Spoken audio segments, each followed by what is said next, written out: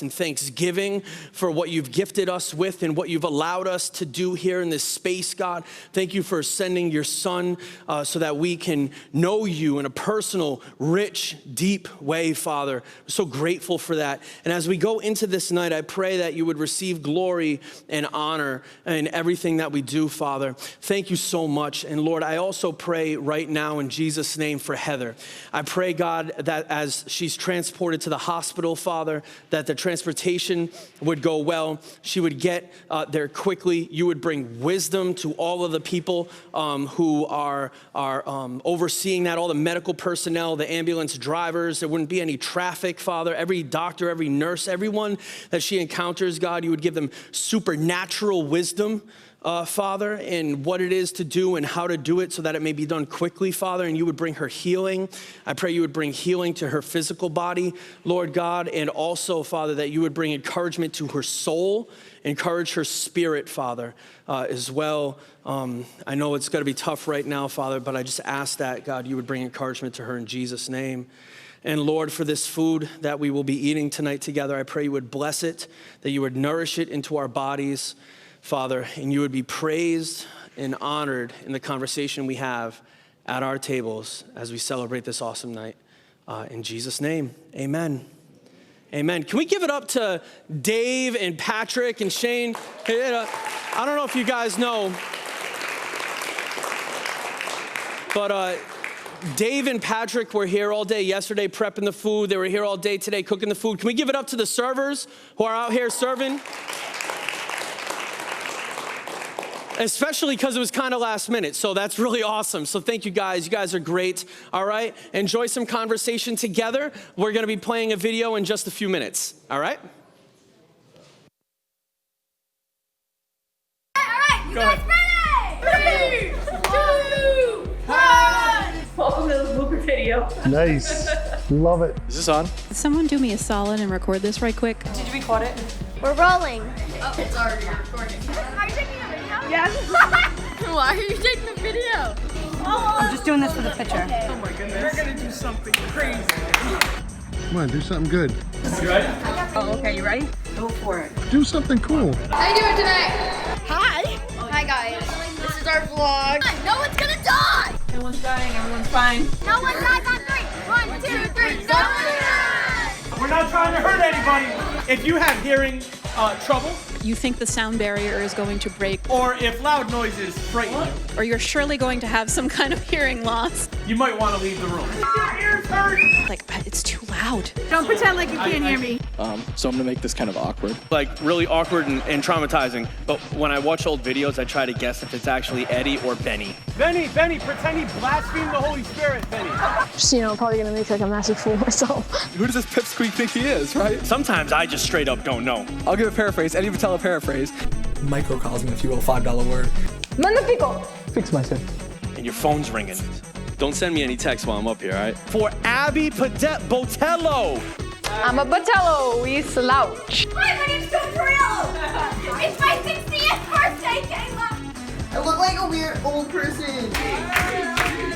I'm thankful for, friends and family. So giddy. Woo! Dancing with Cullen. The car is literally shaking.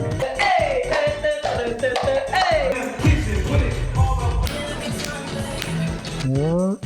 He'll sign autographs later. Glory G to business. Right? Back and forth. Happiness abounds. Because we have friends. That was a close one.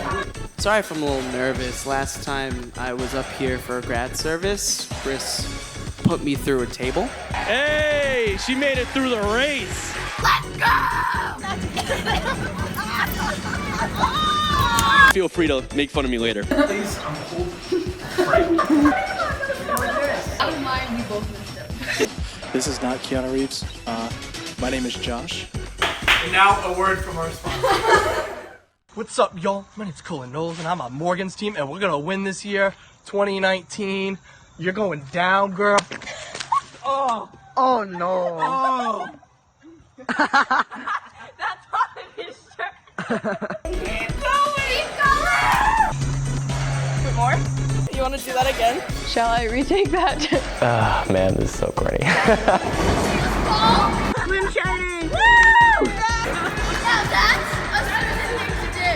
ate a lot. A lot of them involved you eating something weird. We're licking a chicken. Sarah's like an egg. Don't eat them. That's what I'm saying. She's nutritious. It tastes like salty cardboard. Raw sewage, I love it. Jeez, you owe me a soda. 10 out of 10 would recommend. Oh, there's more. There's more. Random things like you wouldn't expect. My donkey's older than this guy. Sometimes it's just downright goofy.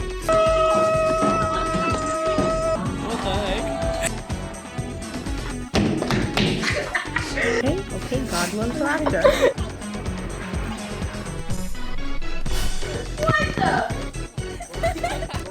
There's a bunch of liars in the room. Jacob was a liar. Lee was ugly. I know it's weird. Like I said, we have some interesting experiences in our discipleship group. Oh, I'm in a cult. I'm like, wow, we've done a lot of stuff together. And there's a lot of adventure. That's why. They like our content. Let's go. This is it. This is it. This is the last one. Is it? You gotta do an outro. All right, stop. And we're done. I'm about to head off. All right, we're out. Bye. Thank you all. Right, yeah, you can fly. Let's go. You have to end it. Adios. You tired after watching that, huh? All right, well, every year we like to really just take a few moments to get excited and honor some people who have stood out in some way through the course of the year. Now, this has been a really interesting year to do that. And so there are some people who stood out that we want to go ahead and honor, and we're gonna do that now. So you can feel free to enjoy your food while we do that. When I call your name though, you're just gonna stand up, we're gonna clap for you. You're not gonna come up and get your thing. We'll bring it to your table for you so we can limit the amount of interaction, okay? But when I do call your name, you can stand up, okay? So we're gonna go ahead and do these special honors now. The first one we have is a really awesome one. It's this one right here. This is the courageous honor. This is for someone who, no matter how hard it seemed, they kept pushing through. And they pushed through to the point where it really stood out to all of us. Actually to the point where it kind of blew us away. And so we want to honor this young man who, even though it was his first time playing solo violin in front of a very large group of people, worship music that he's never done before, he kept pushing through and he straight rocked it at Fine Arts. Guys, give it up for Dakota. All right, give it up for Dakota. All right, man. This is for you, bud. We'll bring it to your table for you, man. You got the courageous honor, man, and you deserve it. All right, man, you keep pushing, man. You had a lot of courage, man, and you did it, and it was awesome. Give it up for Dakota again. That was awesome. Now, this next honor is an important one because what it does is it shows that growth is not just something that is a one-year kind of thing and you're recognized for how much God is moving in your life at this one time and that's it. As we grow in our relationship with the Lord Jesus Christ, we grow and continually grow, and he's continually conforming us into the image of his son. And as he is doing that, it's really an amazing thing because we move from one level to the next level. The Bible says we move from glory to glory, right? And so this honor is for two people that we've seen a lot of tremendous growth in. This is the next level honor. And that honor, the first person is not here tonight, but we want to give it up for him. All right, so the first person to receive that honor is going to be Cullen. Let's give it up for Cullen, who's not here. So make sure he can hear you wherever he is. All right, so Cullen, man, this one's for you, man. This one's for you, Cullen. all right? And the second one is for somebody who, even though they were honored for growing so much last year, they still have continued to grow. And so you want to recognize that person as well. We want to give a quick shout out to Emily Richards, next level, all right? Emily Richards. Emily, this one's yours, okay? All right, so that's the next level honor. That was the next level honor. All right, that was that one.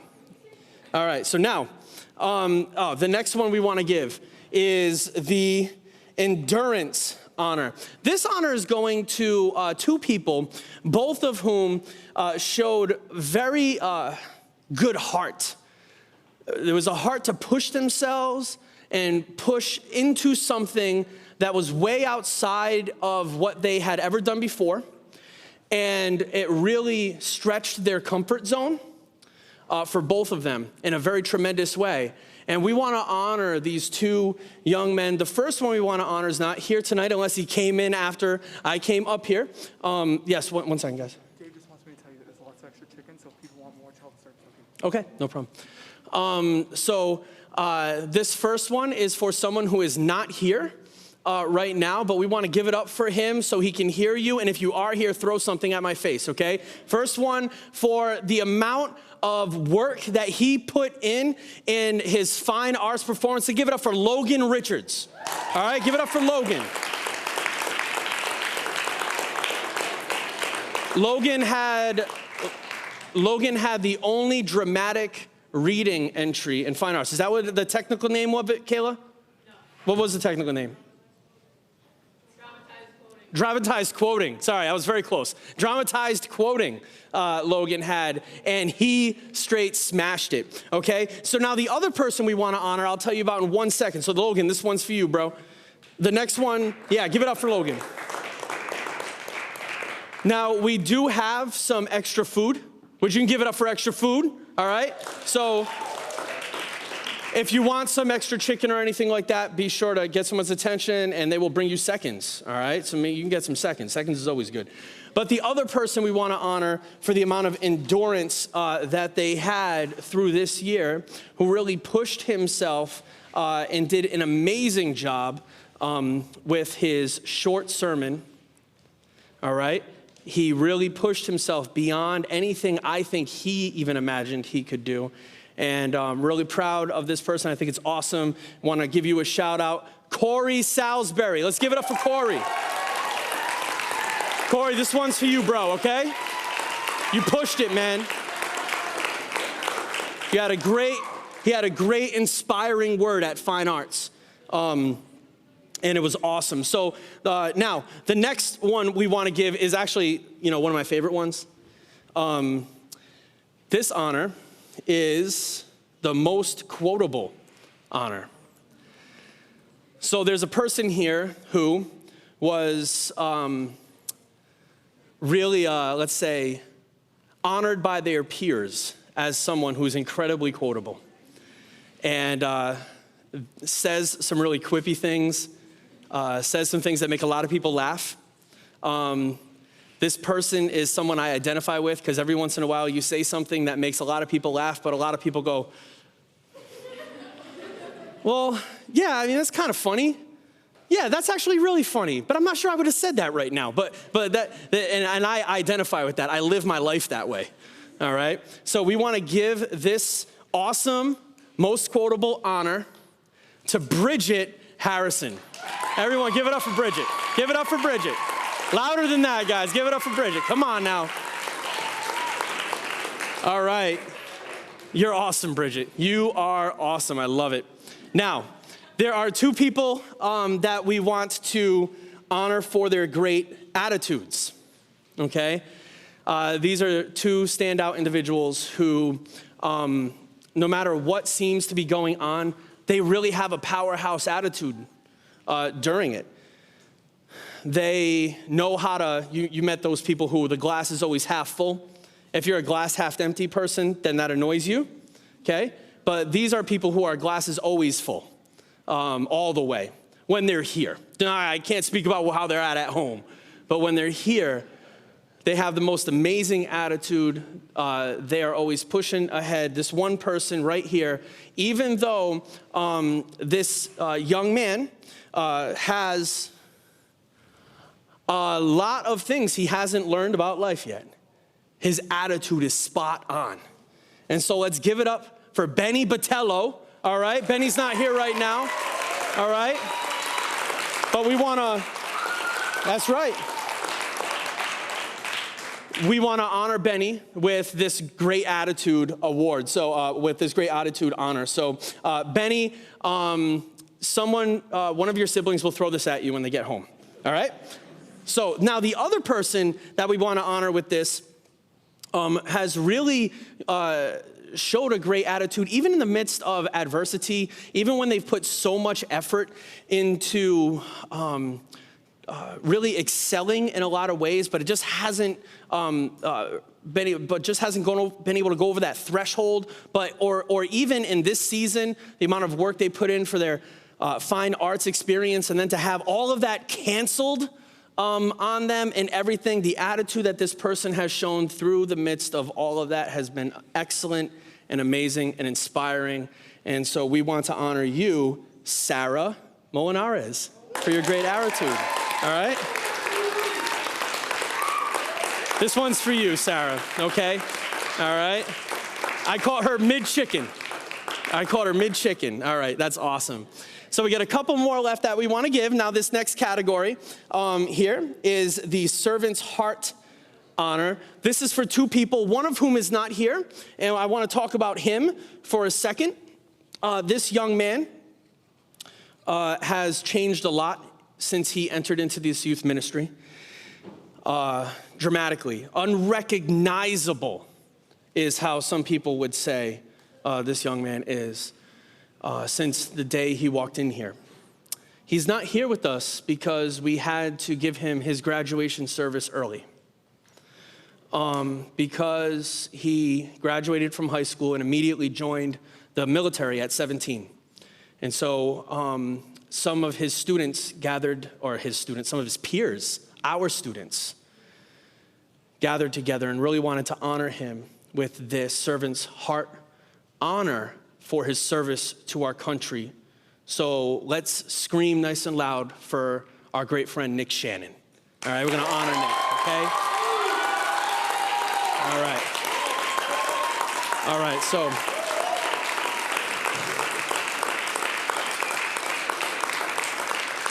Make sure when Nick comes back, we all let him know how much we love him. Now, the next person that we're gonna honor with this servant's heart honor, this person is all about serving.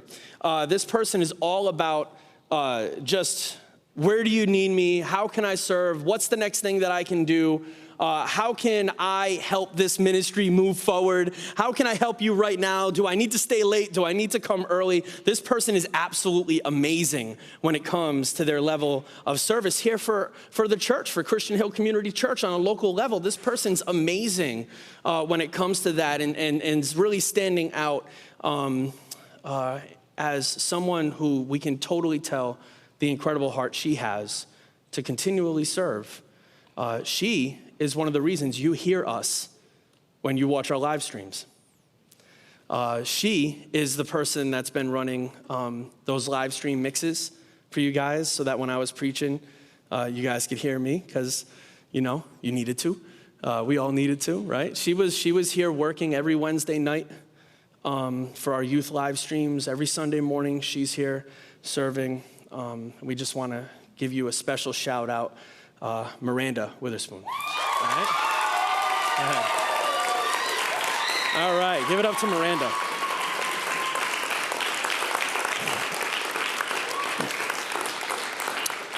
All right, now, this is my favorite one today. Because this person, man, you ever look, I wonder what the first person who realized butterflies come from caterpillars, how shocked that person must have been. You look at a butterfly and you look at a caterpillar and you're like, nah, that was that. And I was like, nah, man, you're making things up, man. But this individual has butterflied as an incredible young man. He has grown so much. And this year in particular, we have seen this young man come out of his shell in such a way that it was just surprising. When I say surprising, I mean like excited. We're so happy to see how much God has worked in him and the confidence God has brought into this individual's life and how awesome it is to be around him. You and I all know him as the wonderful, the fabulous, the beautiful, Brett Witherspoon. All right? Come on, Brett. All right? Come on, Brett.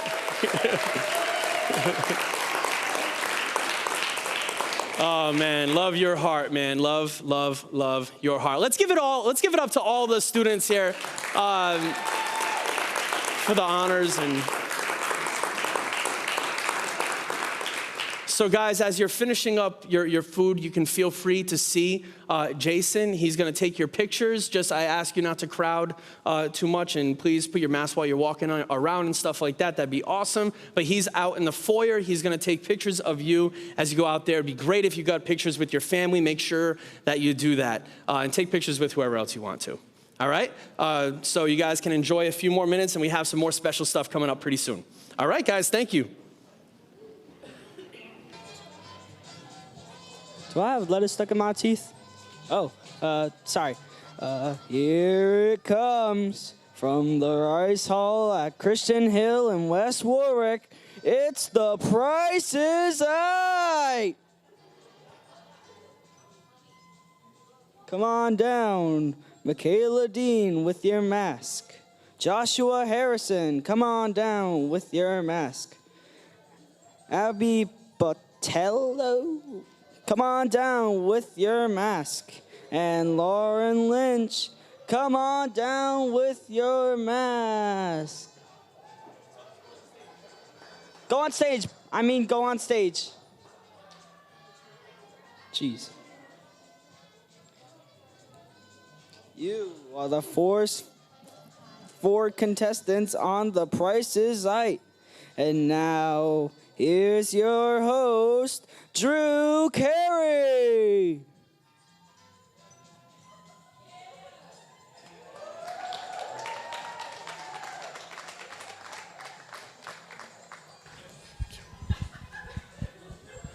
Give a round of applause to Tova, especially because she's not getting paid to do this.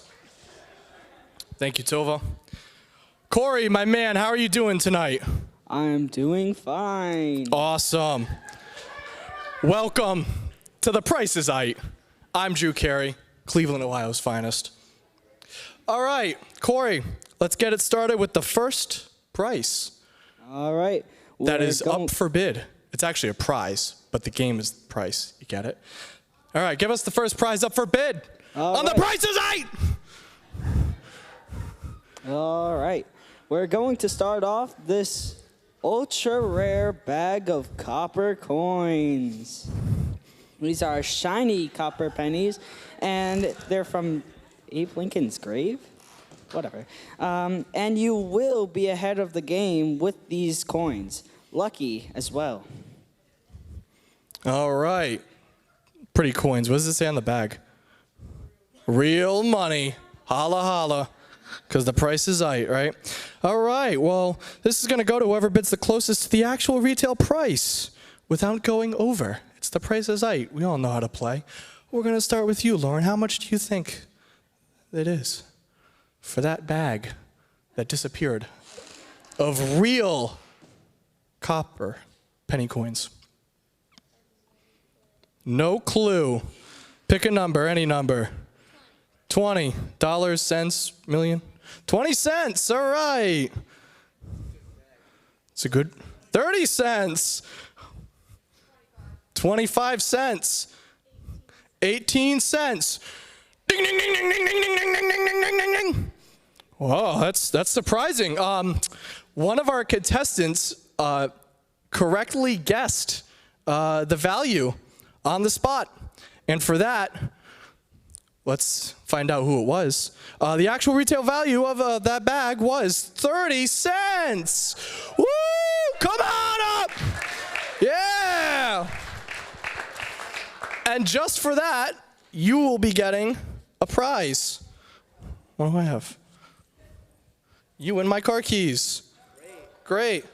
Now, unfortunately, times are tough, and we don't have any games, and you can tell that my glasses are broken. I can't afford new ones, so we only have one game today, and it's called Plinko, and everybody's going to play it because the rest of our games have been furloughed, so as well as our point scoring board. So please come over here, and what you're going to do is you're going to climb the ladder, and my assistant, Christopher, is going to hold you up and make sure that you don't fall over. Climb on up. The ladder of education. All right. And now what you're going to do is you're literally just going to drop it, but down here, not on my face. And wherever it lands, you get a prize. Okay. Well, you win something. All of those, none of those are labeled, but you do win something. So, just for that, you win this great value can of sweet peas signed by Christian Hill's very own Joshua Lyndon Canning. Congratulations. And they're good until December 2022. So have it on your mantelpiece. All right. What? Get out of here. Go. All right, Corey, give us the next contestant, please. Sam Deanne, come down to the stage and win Price is Right. Warfare.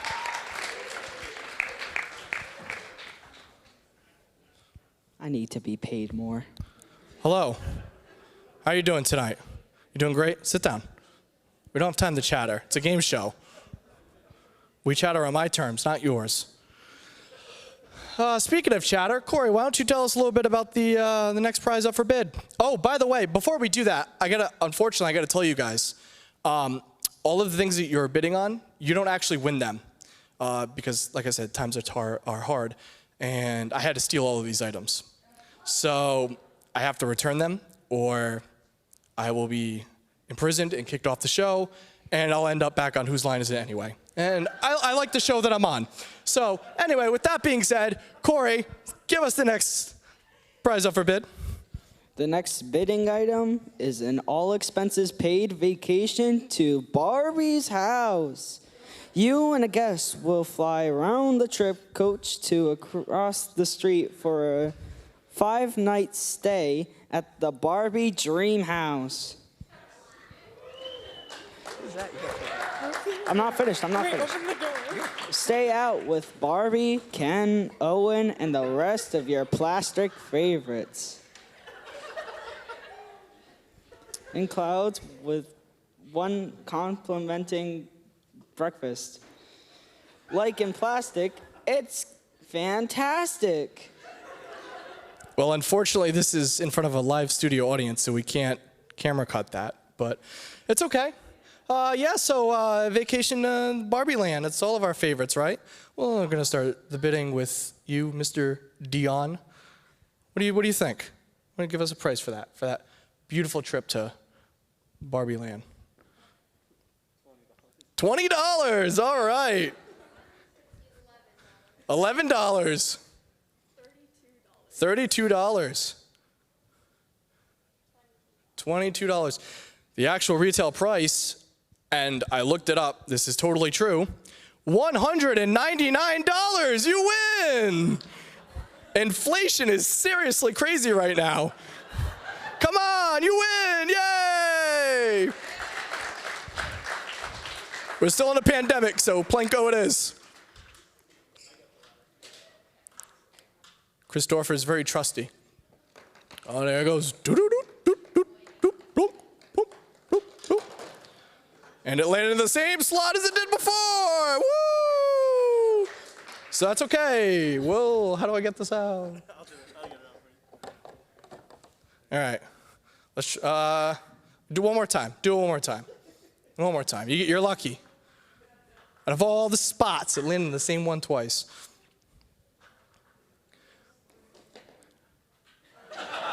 And now it's stuck. Oh my goodness.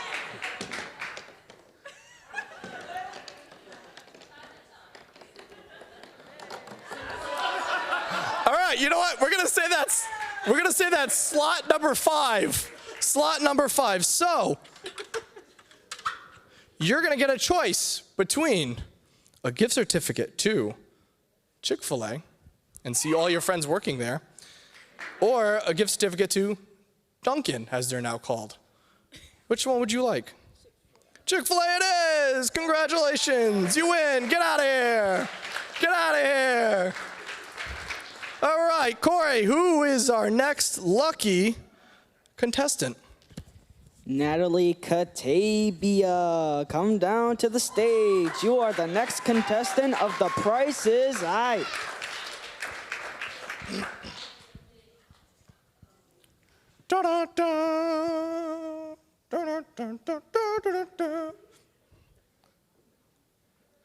All right. Did you guys know I love soccer?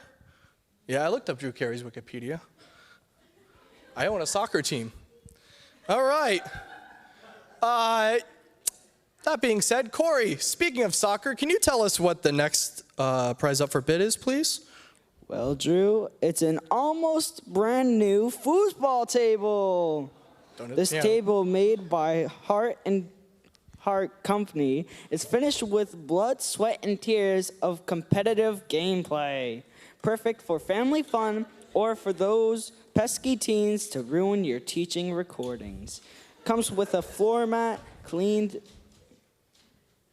something. Foosball and scoring counters are not included. You good there, Corey? Did you have a late night? You a little sleepy? After Sleep the in? divorce, No school? Nothing came good after that divorce. Hey, I'll keep that in mind. You want to be on season 35? You better start behaving. All right, we're going to start with you, Natalie. How much do you think it is for this completely brand new, never been broken, never been beaten up, never been yelled at foosball table? $205. 200. 197. 101. Uh-oh, everybody bid over the price. And I had to check this in case it happened because I watched 5 hours of this show in the last week. So what happens in this case is we're going to start with 190. Bid lower than 190. Please, give us another bid. 110. 95. 97. 70. Actual retail price of this nearly brand new, no issues foosball table, $184. Ding, ding, ding, ding, ding. Natalie, means you win. Get excited. Woo, I won. Woo. She was like 110. What? Oh, no, we did another round because you all were over. What did you say? $184. Can we get confirmation on that? All right, you win! Woo! Oh, well, you did win.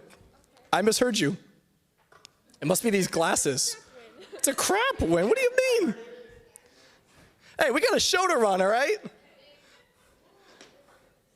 Lots of people are watching us, okay? So we're going to be playing Plinko. It's a great game. We haven't played it yet today. It's better than bidding on grocery items. All right, drop it. Up. Not slot 4, not slot 4, not slot 4. Come on. You're getting fired after this.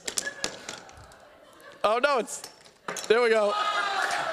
Slot 1 it is.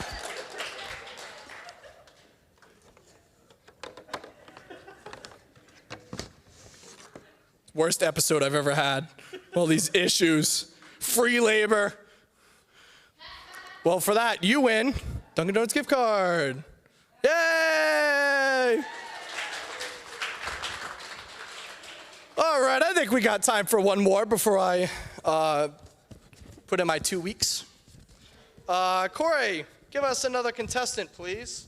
Will Melissa Nortan come down to the stage? You are the next contestant of The Price is Right. Yeah, yeah.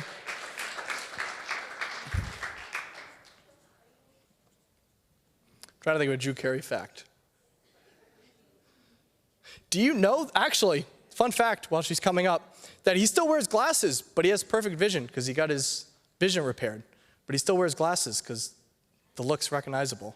Fun fact, there's your Drew Carey fact. All right, speaking of fun people, Corey, what is our last prize that is up for bid?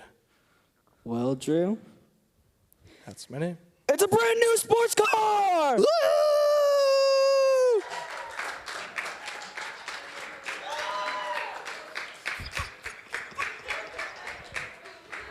Have fun in this brand new and stylish sports convertible. And it comes with a V6 engine to ensure you fill up every single week. Or for 45 minutes of uninterrupted charge time.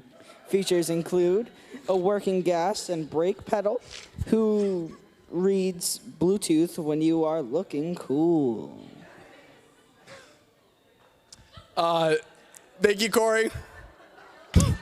I quit after this episode. Brand new Dodge Viper sports car convertible. It's red. We're gonna start the bidding. What do you? Oh, the toy model. The toy model, of course. That's the brand new car. It's brand new. I literally picked it up from the store like an hour before I came here.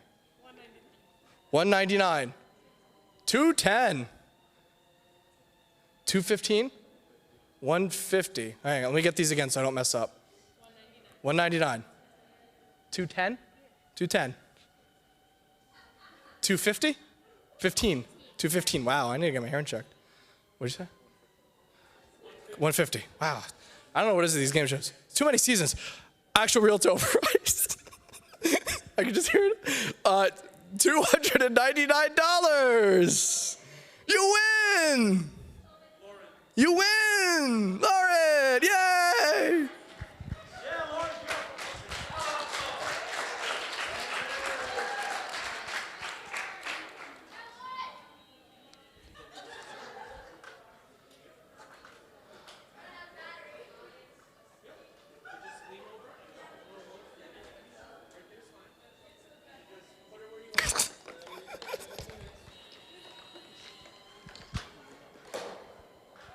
All right. You win something that's very meaningful. As you all know, our booth man, Corey Salisbury, give him a round of applause. He's done a great job.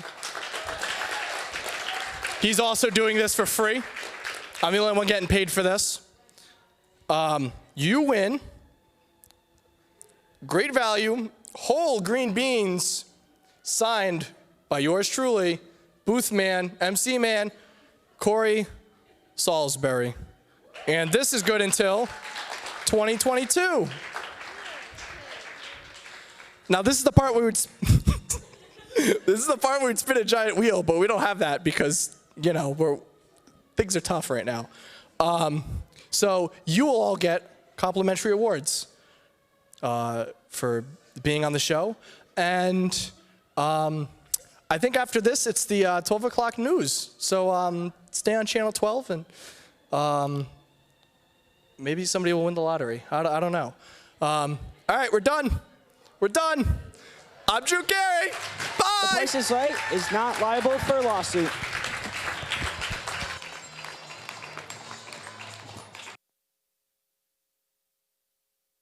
Buddy, long time no here.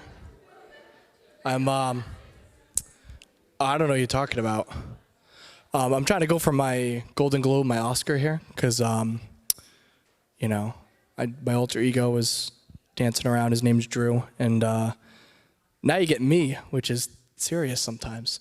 So what we're going to do now is we're going to celebrate our 8th grade graduates, Come on, yeah! Nobody's excited? Come on. So let's see who's going to be first.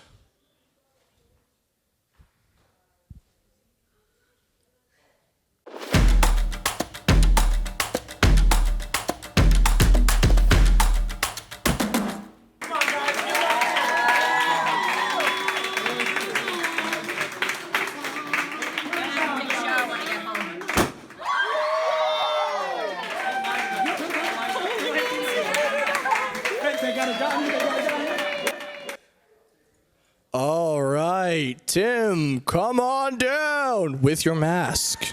With your mask.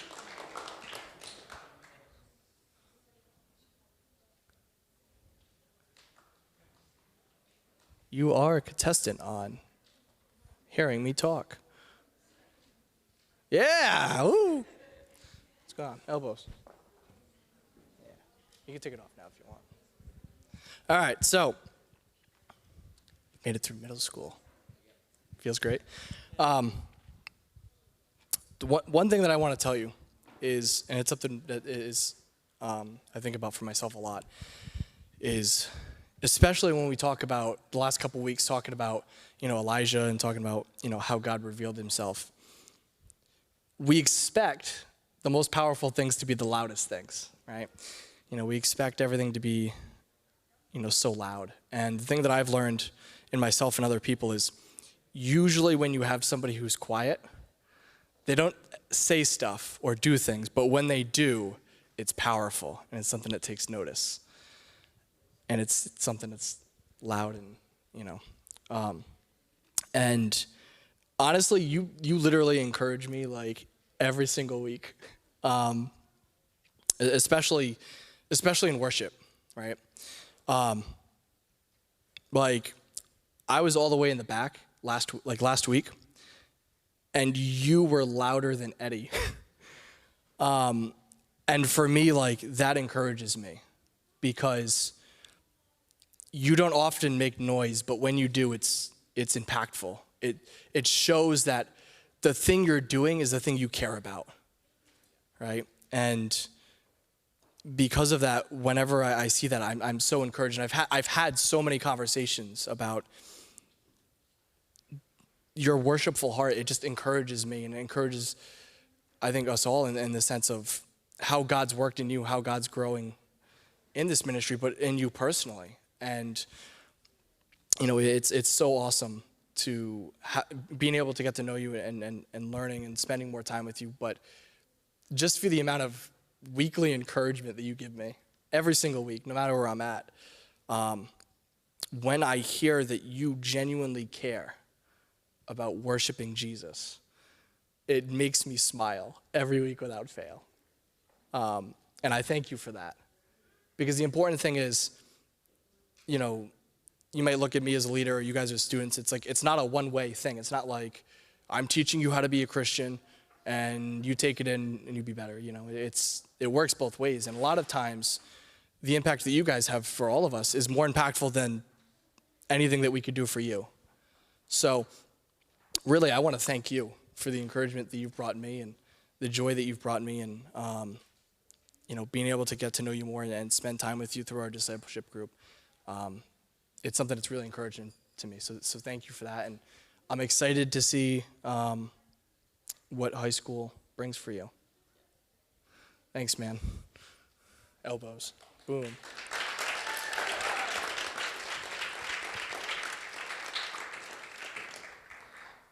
All right.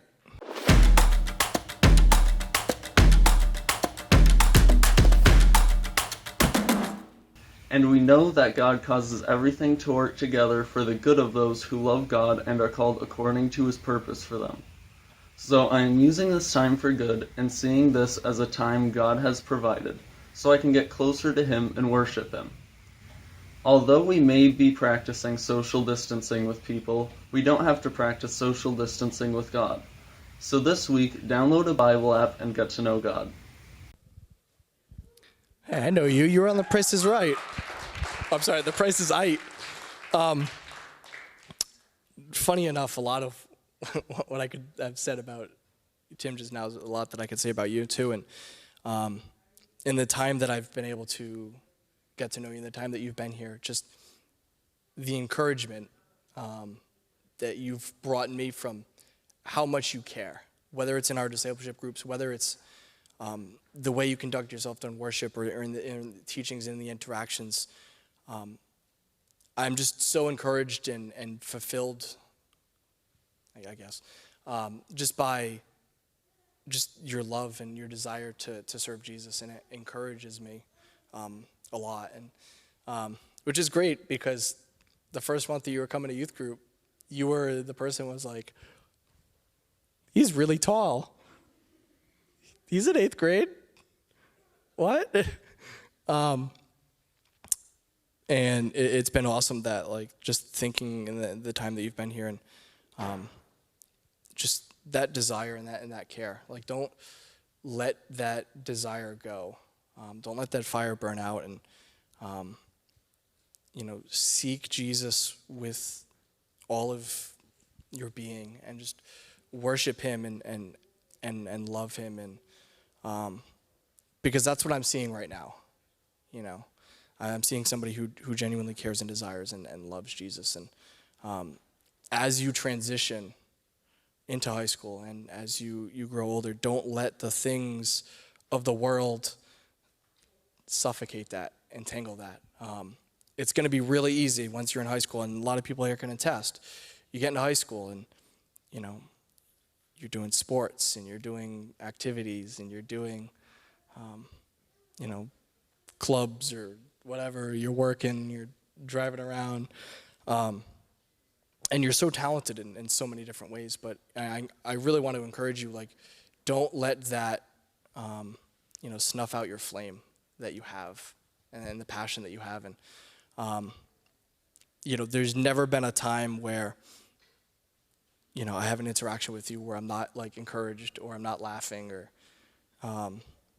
and to even understand, like, how much of an impact that I have on you is something that, I understand, like, God's working in this. So I really want to encourage you with that, and just share how much I appreciate you, and how much I've appreciated getting to know you, and learning you to be more than you're really tall. You're really tall, but you're awesome as well. So, in the same way, I'm looking forward to just seeing the growth that you have, and being able to walk step by step in that with you is something that here that I'm really looking forward to. So, you're awesome. I don't know if we can high five or fist bump, or I don't know, elbows. I don't want the CDC to smash through the windows. You good?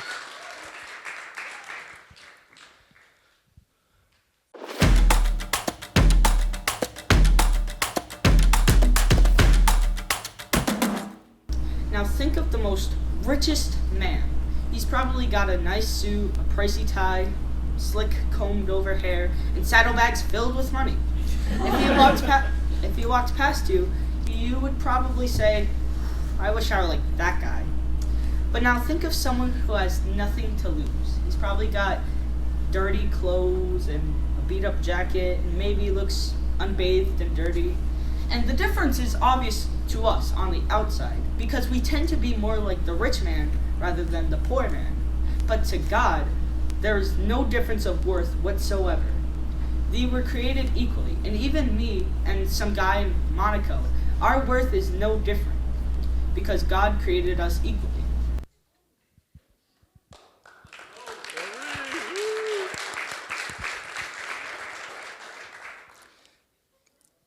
If you had to give a percentage of the chances of you being able to do that 2 years ago, what would you say?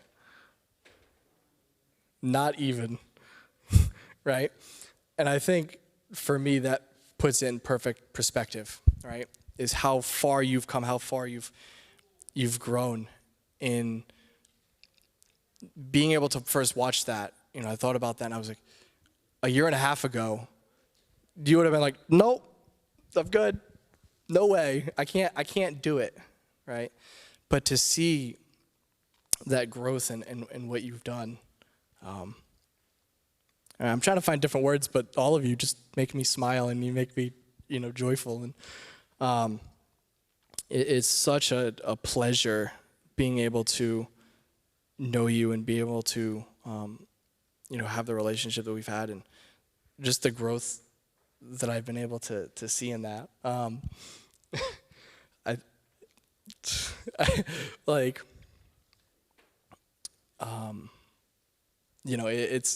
it's weird because like I almost can't explain it. It's seeing like the transformation that's beginning in you, that God is working in you. It's something that I'm glad that I could be a part of, and to see how you've really taken a hold of the responsibilities that you have, and really being serious and taking the walk serious, and the things that God's called us to do, and the things that we should do to draw near to God. Like, just to see you take the seriousness in that and really seek those things. Really, it's hard for me to even explain sort of how I feel, but I mean, I'm so proud of where you've come so far, and I think that video just it says it for me. That God is still going to be doing a lot of work in you. He's still going to be working in you, but God has brought you so far already, and it's just encouraging to be a part of that. And it's encouraging that, in light of that, our relationship in the discipleship groups and just in the ministry and outside of the ministry has grown. And just thank you for just the joy and the laughter that you bring. Thank you for just reminding me, like, so often what's important in life, and what's important in things that I do. And you're going into high school. You're probably nervous, but you're also probably celebrating it. And I just want to encourage you, man. Like, you're here right now, right? You've made it to this place right now. God has worked in you, but God has persevered you to this place. And that's not going to change. God's not like, all right, you're in high school, bye. Like, that's it. You don't, keep persisting and being serious and really drawing near to God, and, relying on His strength to be able to persevere. And I am so excited to see how God works in you in the next couple of years, and I'm just beyond blessed that I can be a part of that process, as I have been so far. So I just want to thank you for really just being a source of joy and laughter and encouragement in my life, and being able to have you a part of this ministry, and the memories and the experiences that we've had. And I'm just really thankful, and thank you for being my MC in that game that we played. But I just really appreciate you, and yeah, elbow, no elbow, woo, no fist pumps.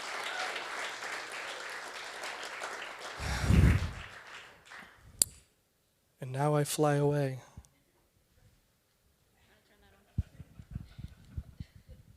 Good call.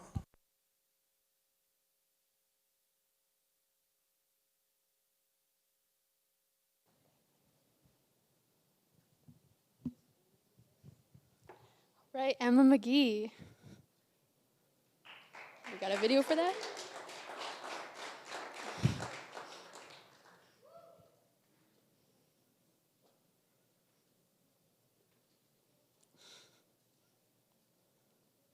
Hi, how are you?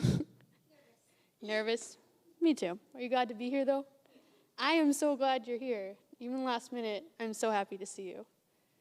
So, I thought there was going to be a video for you, but that's okay. we can do this explanation visually. All right. So, Emma, I first met you right when I started this youth group, and that was definitely an interesting time for me as well. And I actually didn't meet you at a youth group. I met you at a church service. And I think the most distinct thing was that you immediately came over to me and you were like, I just got a phone. I need your number. So that was a really joyous moment for me because I'm like, of course, I need to meet new people. Why not? And I know for a fact that almost every day after that, I took her number, that we either texted, called, or FaceTimed almost every day. And that was a really amazing thing for me because just of how caring you are. You're such a caring person. You always care about what's going on in my life and what's going on in other people's lives. And that's an awesome thing about you that I've noticed outside of youth group. So even though you had a previous engagement on Wednesday nights, which was really sad, it was awesome to see you in church services, and it was awesome to grow our friendship outside of church. Then 2020 came along, and it has been a very interesting year. I know you can, and this is so different but I'm so glad we're here. And this year has been filled with many twists and turns, emotions, and we know a lot of change. But definitely one thing that did change for good is that Emma, when we switched to virtual youth group, that you were able to come every week. Almost every week for 3 months, she was able to join our discipleship group. And that is definitely a praise report for me that I have always repeated during our group, that Emma was able to be here. Outside of church, you could be here. And even though most of the time we saw you running outside and we could only see the sky, like shaky sky, it was,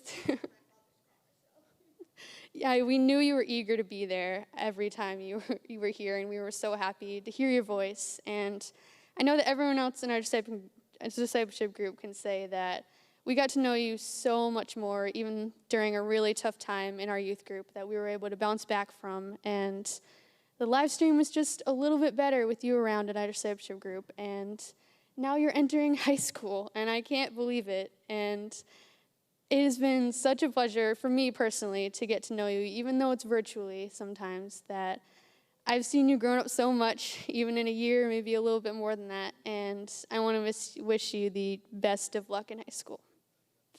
So yeah. Gotta give you a fist bump. Yeah.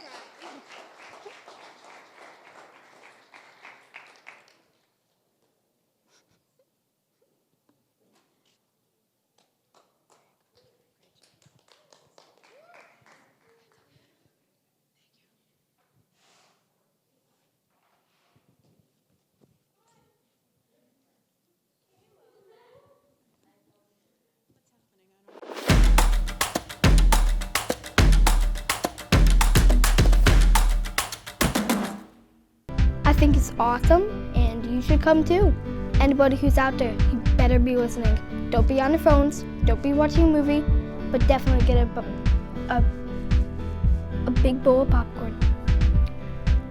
Because it's going to be good, and if you come, you'll definitely like it. So please come. Is this on? Okay, my favorite part of that video, and I die laughing every time, is when you were like, in the middle of it. I love that video. Hi, Bridget. You're here. So I'm pretty certain that the question I have asked most in the last 3 years is, where is Bridget? And the answer has almost always been, I don't know. So although it's pretty common that you kind of cannot be found, that you're physically separated from the group a little bit like that, we're always, always better when you're part of our group. And believe it or not, when I was in youth group, I joined around 10th grade, I was just like that. We had, our youth room inside, and they could always find me outside on the stairs. I loved being there, but for some reason, people would be like, where's Kayla? I don't know, she's outside, this is weird. But you are such an important part of our discipleship group. And I just think of the times when, we'd be sitting together. We've had some heavy moments, but, as the year went on and you were there, you'd be like laying on the floor and drawing or just doing something, and, someone would be having something, not really knowing how to voice it, and you were the first one, no hesitation, you didn't even look up, and you would just be like encouraging them to share, that they'll feel better after they do, that we love them. And that's a far cry from the beginning of the year when you didn't want to come in the room and you didn't want to be here. But over the weeks of this year, I've seen you become such a critical part of the fellowship that we have in the group. And I just want to thank you for that. And one of the most memorable things that I'll remember about your middle school years was the girls' sleepover last summer. Everybody was decked out in their 80s, their 90s, their 2000s gears, and you were there in regular clothes. And a few hours in, Heather teased your hair, and everybody came together. They gave you a little piece, and we ended up with that in front of my NSYNC poster. And I'll always remember that because I saw the way that you came alive and the way that you felt loved and cared for, because everybody there gave themselves a little piece of themselves to you to really show you how much that we love you. And that's what families do. And if there's one thing that you need to know as you enter high school, is that you're part of our family, okay? And what that really means first is that we love you. And love is so often misunderstood, it's downplayed, it's made to be something that it's not. But to be loved means that you're surrounded by people who want the best for you, even if that means that it's going to be painful, or even if that means you might get angry. As a group, we're committed to fighting for God's best in your life. And we're not going to settle for anything less than that. So just like at that sleepover, everybody came together to give you just a little piece of themselves that made your night better. That's what your high school journey is going to be. It's going to be each of us coming alongside of you and giving you a little piece of ourselves to help you understand just how much God loves you.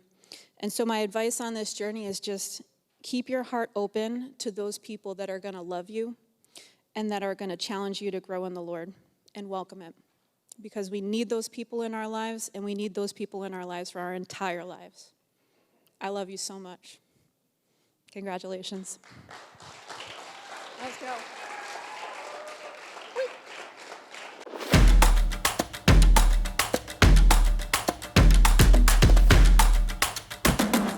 A little girl should look up to her daddy. When I was little, Daddy was my hero. He read me stories and bought me special treats, but slowly changed. Where can I go for help? I was terrified and screamed as loud as I could. I left the house. I called my sister. As soon as she said hello, I knew. The nightmare was over. At first, I didn't miss Daddy. He caused so much pain. Years passed. My mom seemed happy. I felt safe and normal at my aunt's house. Hello. Ariana. Let's see if I can make it through this. Okay. I'm going to start with 3 things that I love about you. Okay? Number 1, I love the way that you make such stylistic art. And you seriously blew me away with what you were making at 11 years old, which you know because I was bragging about the fact that you were just 11 years old and you were making such incredible art, and you've always accepted the challenges that I've given you to kind of move that forward and keep going forward with that. The second thing that I love about you is the sound of your laugh and the way you kind of look up and to the right and squint your eyes and nod your head when you're thinking about something really serious and meaningful. The third thing that I love about you is that you are my one and only incident report. So there's a first for everything, and in 10 years of youth ministry, you were my first incident report. So congratulations, your award is in the mail. But in all seriousness, I really want to take this opportunity to thank you, because your journey is the exact reason why I love serving the Lord through youth ministry. It's very obvious to everybody sitting here to say that you're a completely different person than you were in 6th grade. But I specifically remember the Christmas party, your first Christmas party here 3 years ago. I asked you to make some artwork for the ceiling just to try and interact with you because you weren't so hot on interacting with people. But there's a specific photo at this Christmas party that I will spare you the embarrassment of showing everyone. But there's a photo where you can see physically on the outside how you felt on the inside. You can tell by your body language, you can tell by the look in your eyes, you can tell by the way that you're holding yourself up.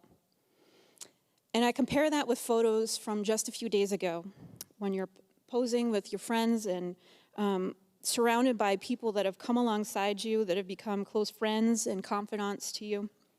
You can physically see the change in your body language, you can see the change in your eyes, the way you hold yourself up, but most importantly, we can see the change in your heart. And it's so incredible to see, to like actually see it there.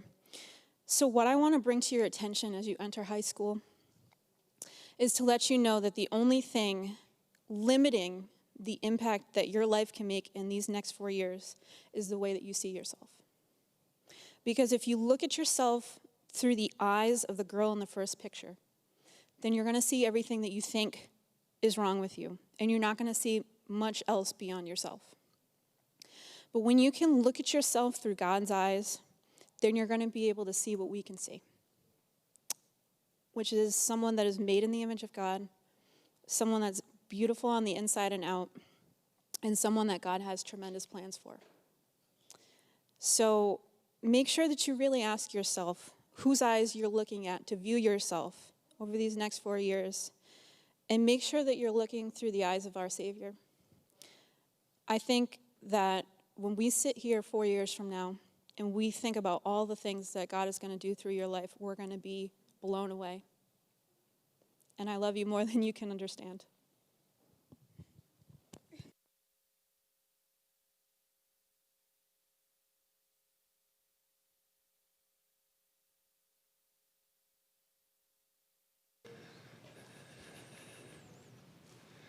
I love doing this. You know, I think it's so important to make sure we recognize people and let them know how much we deeply, deeply love them and care about them. And I just want to let you guys know in middle school, we do have gifts for you that we will give you before you go home. Normally, if you've been to any of these events, you'll know we hand them to the people as they come up and all that, but we can't do that right now because of the COVID-19, and we want to be responsible regarding those things. But don't worry, we have stuff for you that you'll receive before you go home tonight. I just want to make sure you know that. So if you didn't get anything from me before you go home, then that means you need to throw something at me, get my attention, so we can make sure you have that, okay? There's one other thing that I want to do before we move into, I have a quick couple of words for everyone. And then we honor our graduating high school students. But very quickly, something I want to do first. We have a student who has been part of our ministry for a while. And want to make sure we recognize this individual as she is going to be moving away. And just let you know how much we love you and care about you. And I don't know if you'll be too embarrassed about this, but can you come just like stand up? You don't have to sit down or anything. Just come and stand up over here. Is that cool? So I can talk at you for a little while. This is Natalie Katabia. Natalie, yeah, right here. Right here. All right. You guys know Natalie. Give it up for Natalie as she comes up.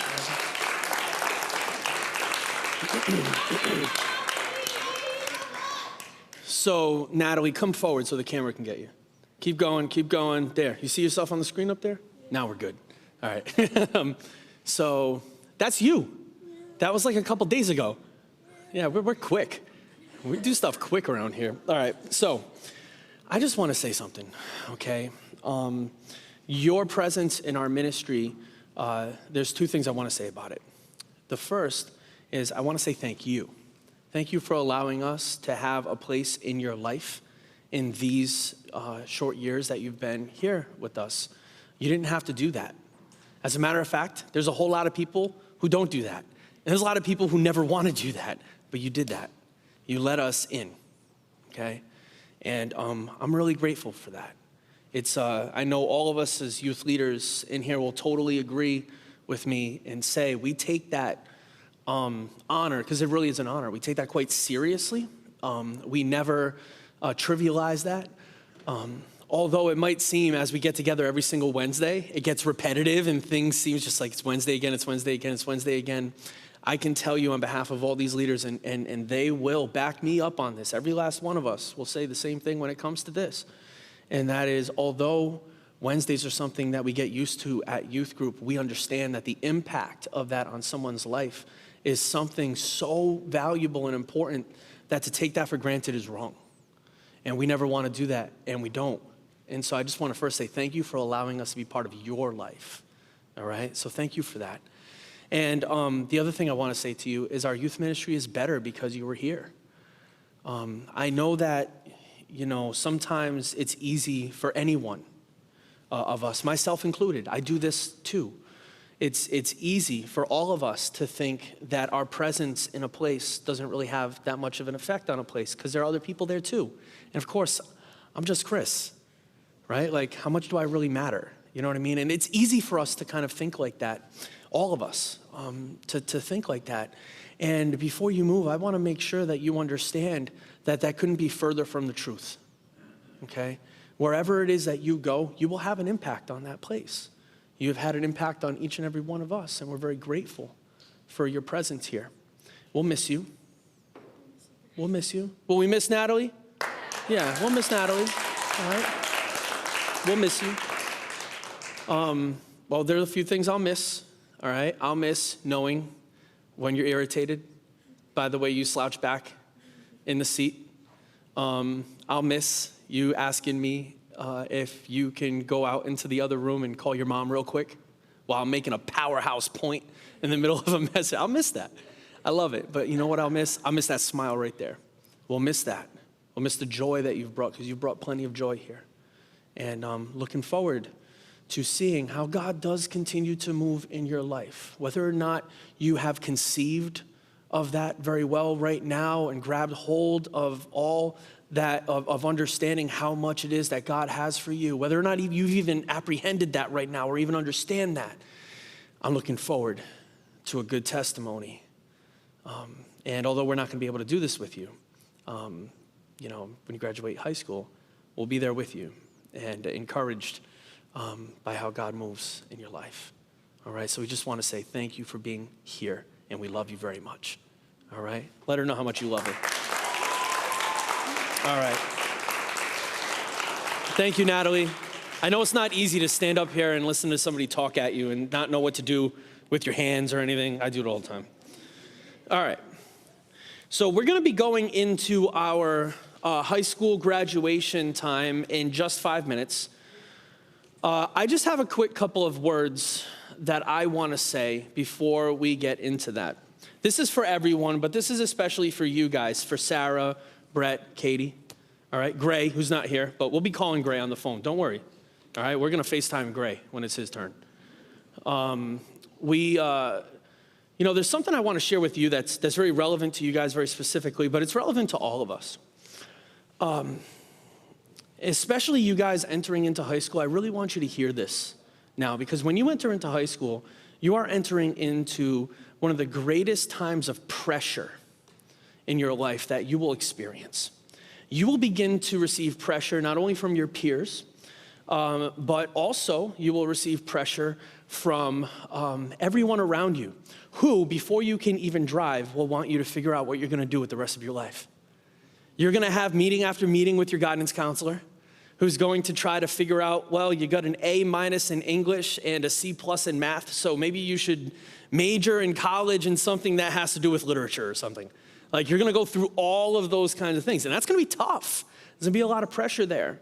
And so this is for you too, but I want to speak to you high school graduated seniors and encourage you as you go into college or whatever it is you're doing in this year. If you're taking a gap year or you're going to college or you're just going to go work, whatever it might be, there are 3 things that I want to encourage you to do, okay?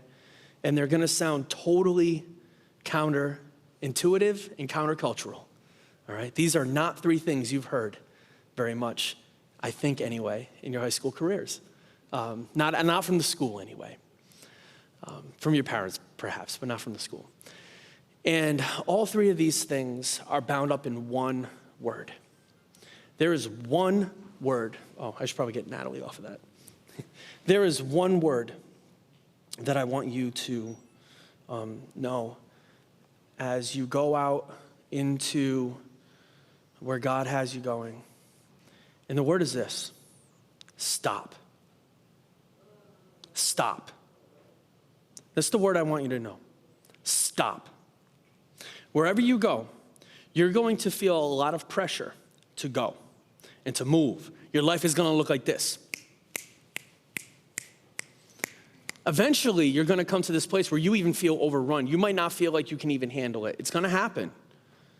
We all have to kind of go through that. But there's something you can remember while you are going through that, and that is to stop. And there are 3 things that you can do when you stop, all right? And I want to tell you what these are, and these go for every student in here, maybe even the adults, maybe even myself right now. There are 3 things we need to do when we stop.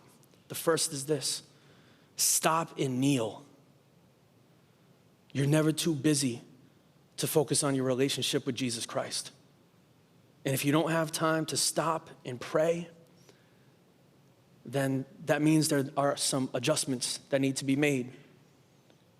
Because our relationship with Jesus Christ is the most important relationship we have.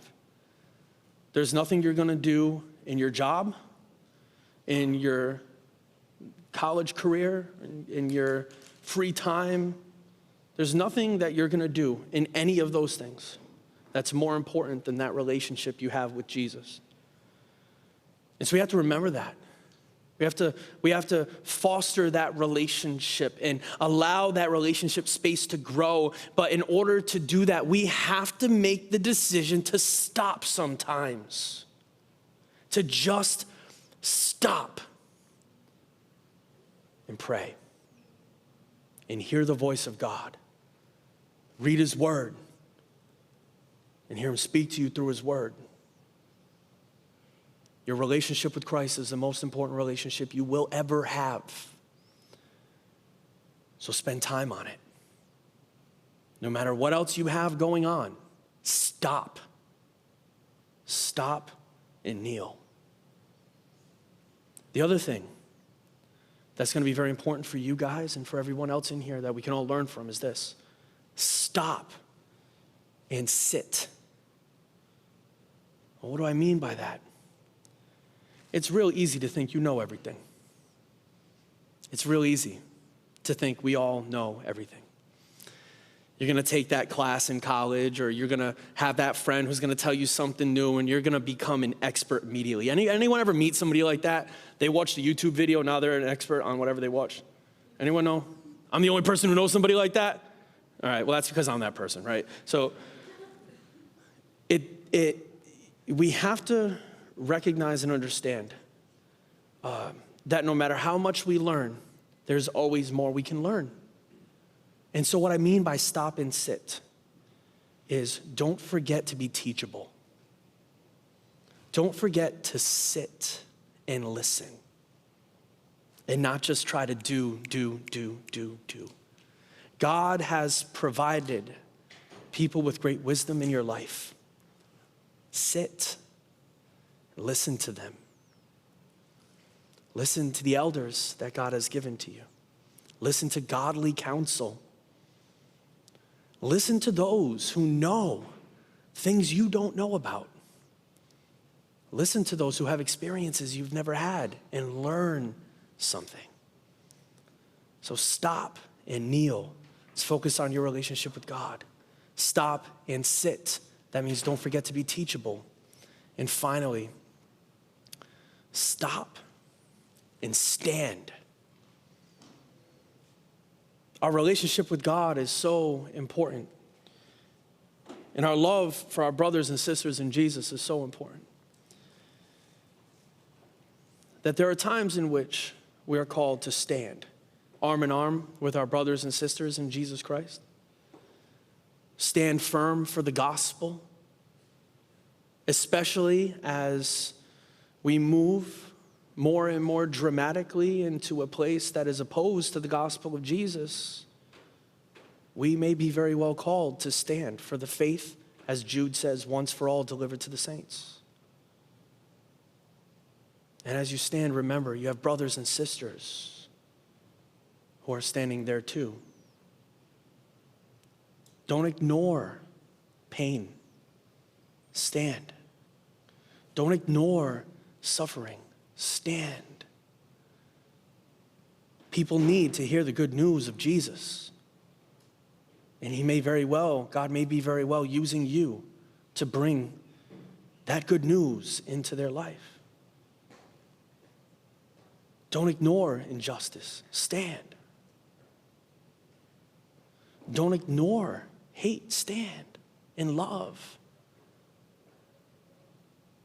Sometimes we need to stop and we need to stand. We need to stand on the power of God's word, the power of the Holy Spirit, with a message that this world desperately needs, and we're never too busy to bring that message. It's not going to seem like that sometimes. Sometimes it's going to seem like I don't have 5 minutes to stand with this person and share Jesus with them. I've been there. I'm there all the time. Matter of fact, let me just tell you a very 2-minute story. We had a gentleman come to the church one day here. I was busy moving things around, all right? That's what I was doing, moving stuff. Very important though, because we had to move stuff. And he came in asking for prayer. Okay. Daughter was sick in the hospital, granddaughter, I believe. Praying for a miracle. In that moment, you know what immediately went through my mind? If I pray with this man, I'm not going to move all this stuff in time. You know what else came to my mind right after that? Stop. You can move stuff faster later. This man needs you to pray.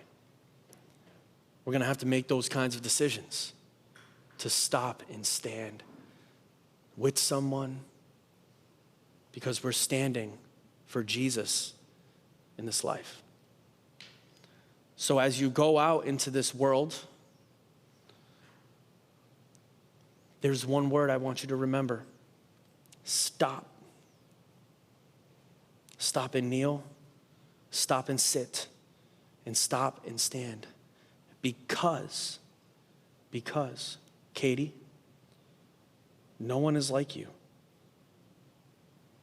Sarah, no one's like you. Brett, no one is like you, Brett.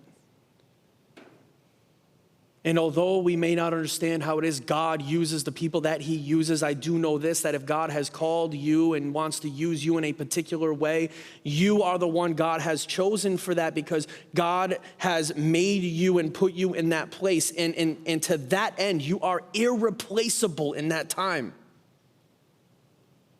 Understand something.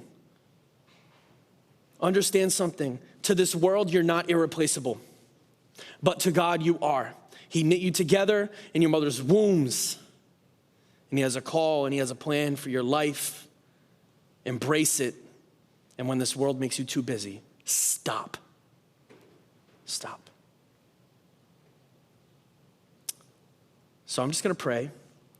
And then we're going to move right into our high school graduations so we don't go too much over time. Okay? I told you it was going to be a little bit counterintuitive, countercultural. No one tells anyone to stop anymore, man. People just tell people to keep going. By the way, I'm not saying be lazy. Before any of y'all misinterpret that. That's not what I'm saying. If you know me, that's not what I mean. You know what I'm talking about. It's time we need to be discerning on when we need to rest in the Lord, work in our relationship with God, learn and be teachable, and stand for Jesus Christ in this world. Nothing else, no matter how busy we are, is more important than those things. All right. Father, thank you for this time that we have as we celebrate our high school graduates, Lord. I pray that you would not only be honored during this time, but you'd be worshiped during this time. And thank you for the amount of time we've been able to have with these great people, and pray as we spend some time with each one of them now, you would be honored in that, and we would see your hand in all that you have done. In Jesus' name, amen. Amen. Kayla, I'm going to call you up so you can go ahead and get things started, okay? You want me to play that video? Yeah. All right, boom, here we go. First one, let's go. Sarah's the kind of person that you just want to be around. Her personality and kind of everything about her just screams like adventure, and that's just so fun to be around. She has this huge personality, and she's always looking to have fun. Well, Sarah is one of the funniest people that I've ever met. She's kind of a psycho. I would definitely describe Sarah as being the opposite of boring. From like all of the times that I've been driving with her and she sticks her entire body out the sunroof of the car. She's crazy and she's so fun to be around, and it's like my life has been better since I've met her. I haven't known Sarah very long, but I do love hanging out with her. She just is always ready to have fun. She's a super funny person, and I loved getting to know her. Sarah is unique because she's tough on the outside, but she's also caring and soft and loving on the inside, almost like an egg. I feel like because her personality is kind of like outgoing or like confident, that she brings that out in other people as well. The entire group is so much better when she's here, and specifically her discipleship group really benefits. Sarah's the kind of person that you just want to be around. Her personality and kind of everything about her just screams like adventure, and that's just so fun to be around. She has this huge personality, and she's always looking to have fun. Well, Sarah is one of the funniest people that I've ever met. She's kind of a psycho. I would definitely describe Sarah as being the opposite of boring. From like all of the times that I've been driving with her and she sticks her entire body out the sunroof of the car. She's crazy and she's so fun to be around, and it's like my life has been better since I've met her. I haven't known Sarah very long, but I do love hanging out with her. She just is always ready to have fun. She's a super funny person, and I loved getting to know her. Sarah is unique because she's tough on the outside, but she's also caring and soft and loving on the inside, almost like an egg. I feel like because her personality is kind of like outgoing or like confident, that she brings that out in other people as well. The entire group is so much better when she's here, and specifically her discipleship group really benefits from her presence in the group. My life is different because of Sarah, because she's taught me so much about being strong and independent. She's taught me how to serve the Lord, but with passion and endurance. She's had, struggles in her life like everybody has, but she still is a light in the world. My life is different since I met Sarah, probably because of like all these fun times we've had, because I only met her like a year ago and she's already one of the closest friends that I had. I have seen Sarah respond so positively to some setbacks and some failures that she's experienced. But when you do put your effort into it and you show an amazing attitude, it really reflects a lot. And God sees that love that you have for him, and he really sees the message you're trying to give. It's really powerful. Your attitude reflects a lot. In her response to just being just a little bit short of the bar that she needed to reach was an inspiration for me, because she held such a positive attitude at a time when she was totally justified to be complaining or to just be negative. But her outlook, I think, was such an encouragement to the students around her, and she's really a great example for them in not only positivity, but just in looking at things in the right way. Sarah, you are stronger than you think.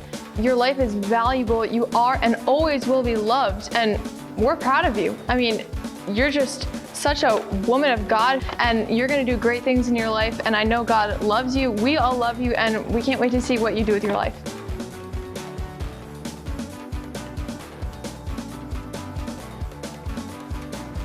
Sarah is unique because she's tough on the outside, but she's also caring and soft and loving on the inside, almost like an egg. She's lovable. Who doesn't love her? She's nutritious.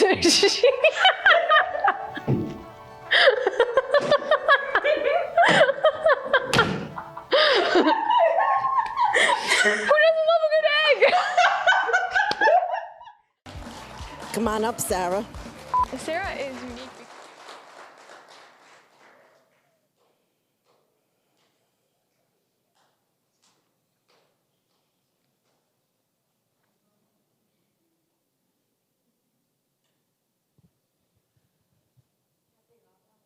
Yes, you can. Sarah, Sarah, Sarah. Are you nervous? I am. I've never done this before. Yeah. So they asked me to do this, and I thought to myself, what am I going to say about Sarah? I met you 2 years ago. I heard you came to youth group before that and knew we had shaved your head on one side. I never got to see that part of you. But I'm really glad I got to meet you when I did. I remember the first time you came to youth group. We were in discipleship group, and you came in and you sat down, and you were quiet, and I was talking, and you were just kind of like nodding your head and smiling.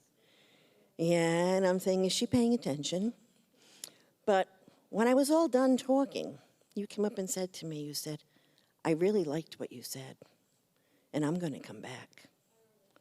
And I said, I have no idea what I said. And it really didn't matter. The fact was it touched you, and you were going to come back because of it. And so that really encouraged me. You didn't know me from Adam, nor did I know you. But I remember the feeling that that was the first time that we had a God moment together. And then you came back. You started coming to youth group, and I noticed I have to write all this stuff down because I'm old and I won't remember anything. But you started coming to youth group, and I noticed each time you came, you participated more and more. And you always made a point of saying hi and letting me know you were there. You were an instant perfect fit for our discipleship group. And that was really sweet. One day you told me that there was going to be a talent show at your school. And you said, do you want to come? I said, sure, let me know when it is. So you did. And me and Kayla trucked up there. I know, but we still got there. And you know, we walked into this auditorium, and it was absolutely packed. And lo and behold, God was good, because there were 2 seats right in the front row. And we got them. You came out, I didn't even know what you were going to do. I didn't know if you were going to sing, tap dance, you know, no, clueless. And I watched your school encourage you as you got up on that stage. They knew who you were, and they knew what you were going to do, but I didn't. And then you opened your mouth up, and you came up with a friend of yours who accompanied you with a bass. And you opened your mouth up, and you sang, what was the name of that song? Somebody to Love by Queen. And let me tell you, you rocked the house. And everybody cheered for you. And I said, wow, this girl has some pipes. She can sing. And so when it was all over, you came down, and you came over and gave me a hug, and I congratulated you. And there were 2 little people sitting there by the sound booth right in front. And they came over and they said to me, after you went off to go see your friends, they said, you know, that girl, out of all the kids that we had, she has the sweetest voice. And let me tell you, there were a lot of talented people there. And then she looked at me and she said, are you her mom? And I'm like, really? Do I look like her mom? Me and Kayla just chuckled, and we just said, okay. No, she's with our youth group. And we went off. And I was very impressed with you that day, and very proud, because you stood up there and you just did your thing, and you did it well. And then it came time for the District Fine Arts. And we tried to encourage you, and you're like, oh, I don't know. I said, oh, no, you can sing, you need to sing. Because now I knew you could sing. So wasn't it nice how God brought me there to hear you sing? Because now I could tell you, you need to do this. Yeah. and you got up there in fine arts. You finally decided with another big song, which was The End of the Beginning, and that's a big song. And you do have a beautiful voice, and you did an awesome job. And let me tell you, if I was a judge, you definitely would have been invited to the Nationals. But I wasn't, and you came this close. And it wasn't your time. That wasn't God's plan. That's right. It wasn't God's plan at that time. But you know what God used you for? Was your reaction to that was phenomenal. You handled that with such grace. And that's what God used you for, so you could be an example for others. And then it came around again. You did much better the second time. Then there was that time, before we get to that, there was that time in discipleship group, I remember. For some reason, we couldn't get in Chris's office because it was locked. So remember we had it in the auditorium here, and all you girls jumped up on the stage over there and sat on the edge? Well, I'm getting to that. And I don't even know what the conversation was, but I opened up like I normally do. So what's new? And you said, well, I've got something to say, and I don't know what you said, and it doesn't matter what you said.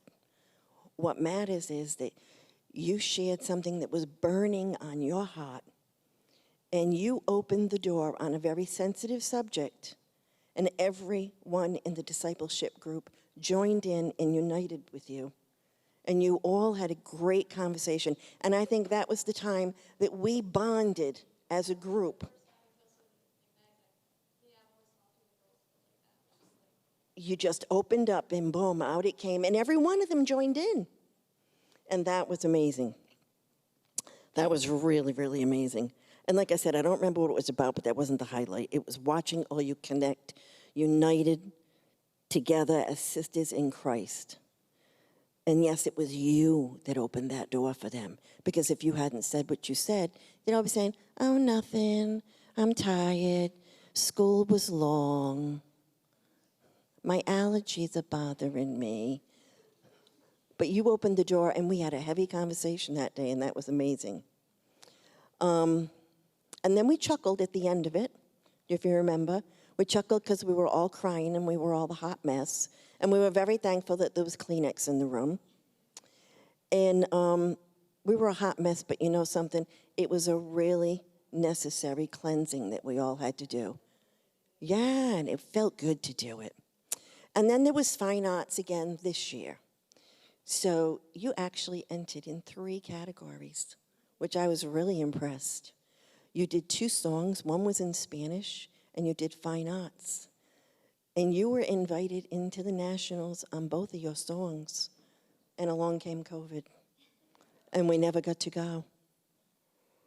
But, yeah. And that's the same thing you said when you came short the first time. I'm just happy to have had the opportunity to have experienced what I did.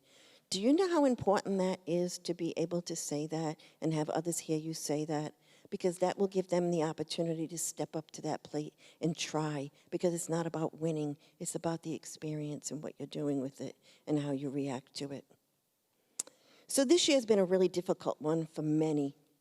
I know you all felt cheated, that there were so many things, longing experiences that you anticipated.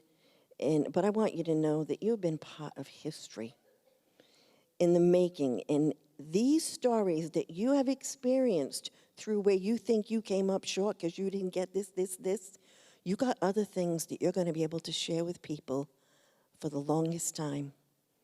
Your friends, your children, your grandchildren. These are history-making moments, and they're all yours, and they belong to all the seniors that graduated this year. So, I mean, I could just go on and on and on and on, because there's so many things to say about you. I love your smile. I love the excitement and the desire I always see in your eyes. But I'm going to tell you about 3 things that I really love about you. One is your compassion for others, as you sincerely reach out to your peers to make sure they feel included and loved. Never lose that sensitivity. That's really important quality. The second one is your desire to know more about life and the Lord. and that you are not afraid to step out and ask the really difficult questions. Your desire to know is far more important than what you think others may think about what you say. So I pray that you hold on to that desire to know and the bravery to always ask the questions. And the last thing is your confidence. You don't think you have it, but you do. Yeah, well, I've seen it a lot. Your confidence to step out of your box and reach for the stars. You sometimes question your capabilities, but with a little encouragement, you step up to the plate and you give it your best. And I think many times you surprise yourself. And you actually accomplish what you set out to do. And I see the victory in your smile when the task is completed. And that's worth gold. I've learned so much from watching you as you grow closer to God. And you have etched many great memories onto my heart to add to the collection that I have had collected over the years. I'm thrilled that the Lord brought you to youth group when he did, and may we stay connected always. I love you, and I will pray for you always. Congrats on a great job. Well done. We'll hug later. Me and Gray have been friends for probably over 10 years. I've known Grayson his whole life, which is pretty cool. Anytime I'm somewhere where Gray is, I always go pretty much right up to him, and I want to talk to him, I want to hang out with him. It's hard to find guys who will actually like bare their heart to you, or who you can speak honestly to. He's always willing to like have a conversation or just come over for a hug. He will never fail you. He is faithful. And if you need anything from him, if you need advice, if you need encouragement, he is just always there. He's a man of character. He gives 100% to everything that he does. He's an insanely busy guy, but every time he does worship, he like puts his all into it. He works harder than probably anyone else I know. He really like puts effort into it, which inspires me because it's really difficult when you're doing so many things and you're exhausted at the end of the day to put effort into working on worship with excellence, but he always does. Looking at Gray, I'm like, man, I wish I could be more like that. He's got a really good sense of style, I'm not gonna lie. I like his sense of style. He's got cool style. I can't talk about Gray without talking about his sense of humor. He's one of those people that like everything he says just like makes you laugh. How his voice will just get like deep and it'll be like, ah! Riddle me this. Just the way he jokes is like, it will instantly make your day. I remember one time we were at a sleepover and it was one of those times where it was like, 3 in the morning and like, it's a bunch of guys and we're all like, all right, trying to go to bed. And then he would just say something and like, it could be anything and we would all just like lose it. And we were up like so late just because he would keep making us laugh over and over. I think of sleeping at his house and then in the morning, it's like, Miss Jody will say, hey, there's pancakes, and then he'll be like, pancakes! Like, no matter what he says, he'll just say it, because it's him who said it, it makes you laugh. Over the years, just seeing some of the different scavenger hunt videos. I'm pretty sure we had to do something where someone was a dog and it was him. Bark, bark, bark, nay. What kind of dog goes neigh? And he did a really good dog impression. That's the first thing that comes to mind. He's had a couple of catchphrases now that I think about it. He got us started on the My Guy thing. He was like the OG. That he saw a YouTube video and like he said, the guy was saying My Guy in that video. And he was like, oh, my guy. And he like started saying, I think it was this one Soulfest trip, we were in the same tent and he kept like calling me and like everyone in the tent my guy. And that's like where it birthed. That's now like me and Mr. Morgan call each other my guy and everyone calls each other my guy. And it all started from Grayson and Soulfest, so. Grayson, if there's one thing that I can have you believe, it's that it's okay to rest.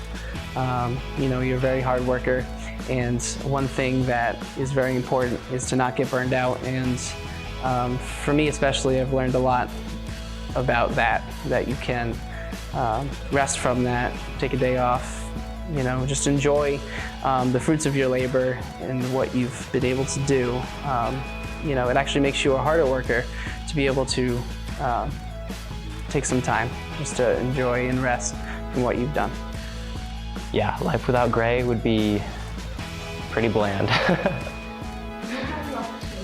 Life without Gray would be. Man, life without Gray would be pretty gray.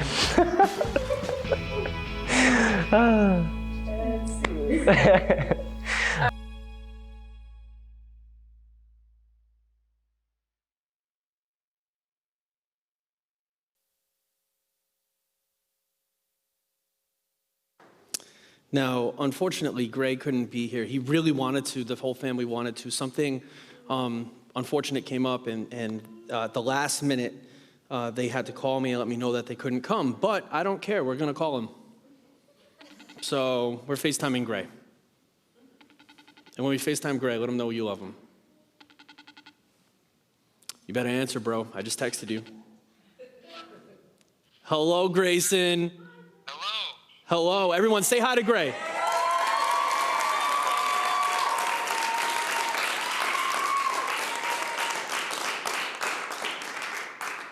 All right, so this is gonna be weird, and I don't know if this is gonna cause major problems for our audio system. So good luck, Joe, in the back.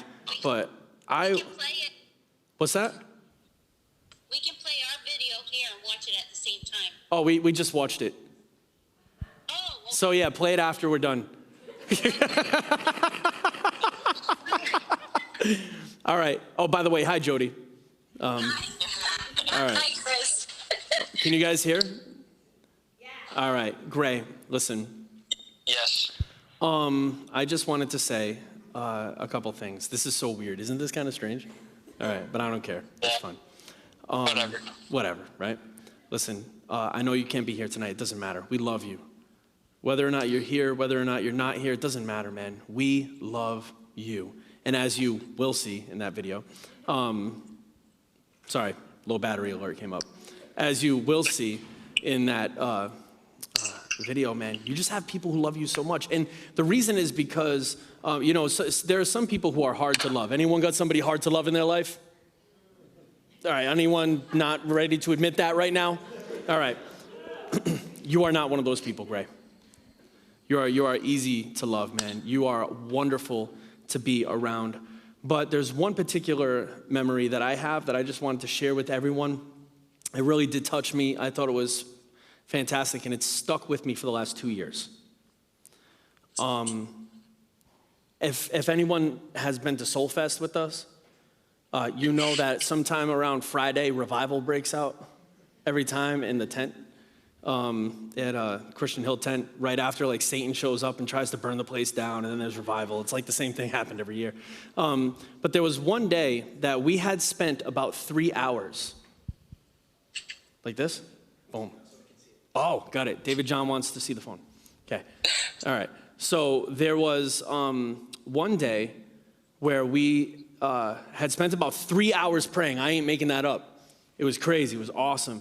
And I remember I came out of that tent, and I don't know if you remember this, Gray, but you were in a circle of other young men like yourself, and you were praying for a greater desire for Christ and that Jesus would manifest himself in your life in a powerful way. I don't know if you remember this, but I eavesdropped on your prayer, which I'm not sure is holy or whatever. But I was blown away by the level of prayer that was happening in that moment. I said, God is doing something that these young men aren't even going to be able to recognize right now. God is moving in these men's lives. And I just think that's really great, man. And when we were talking a couple weeks ago, you said something to me that I thought was very mature. You had said that you recognize now the importance in growing your relationship with Jesus and being around brothers and sisters in Christ and having those kinds of relationships in a very real way. And very seldomly does a young man your age have that level of maturity. And so I just wanted to encourage you in that. That is a very mature thing. Do not lose that. Hold on to that desperately. Never forget that the most important relationship you will ever have in your life is your relationship with the Lord Jesus. Foster it, grow in it, and allow Christ to be the one who dictates your very steps. When you are in God's will, there is no better place to be.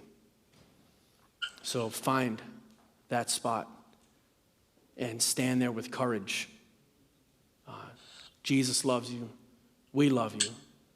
and looking forward to seeing how God moves in the rest of your life. And I know that this was kind of weird, but I wasn't about to miss up on this opportunity to do this, bro.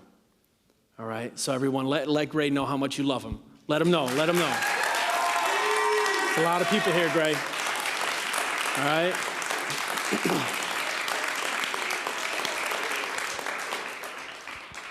Now, we don't ever do this, but I'm going to let you say something just so I can let my microphone talk with my phone. I just think it's cool. So, you want to say anything to anybody? Just thank you to everybody, and thank you to everybody who's had an impression on my life, and I love you all. You are an amazing man. We love you too, bud. All right? Shout out to Gray again, all right? I almost called you Bray.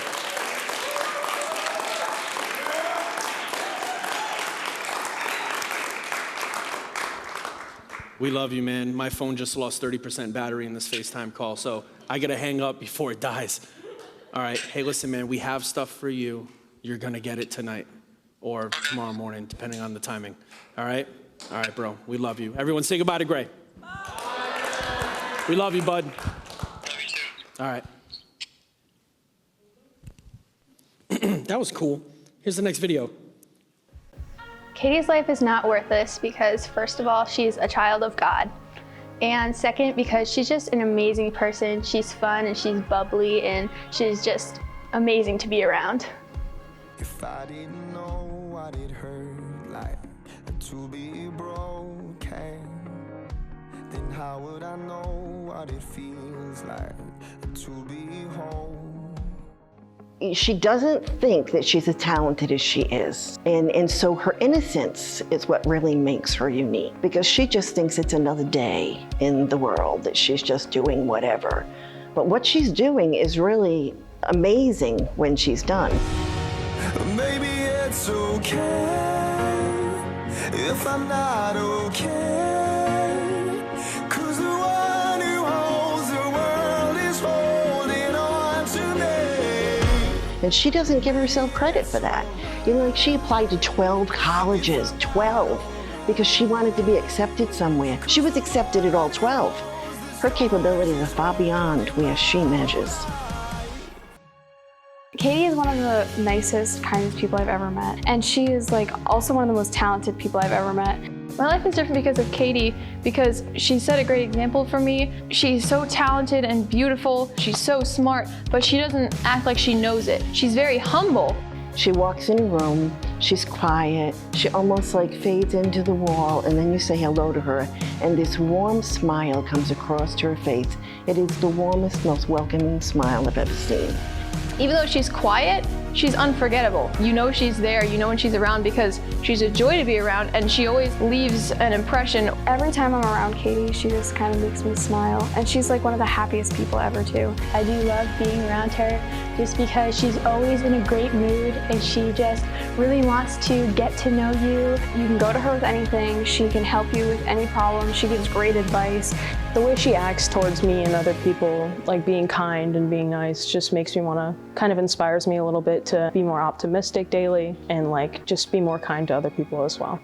She's just such a great example of being yourself because she has a unique personality. She is diverse in it, and you may not see that at first, but when you dig deeper, you see that she is diverse and she's a wonderful, unique person to get to know.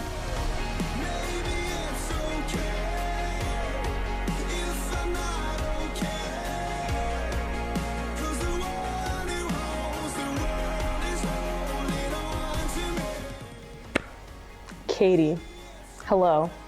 You are very beautiful, and you're beautifully made in the image of God, and I really want you to know that.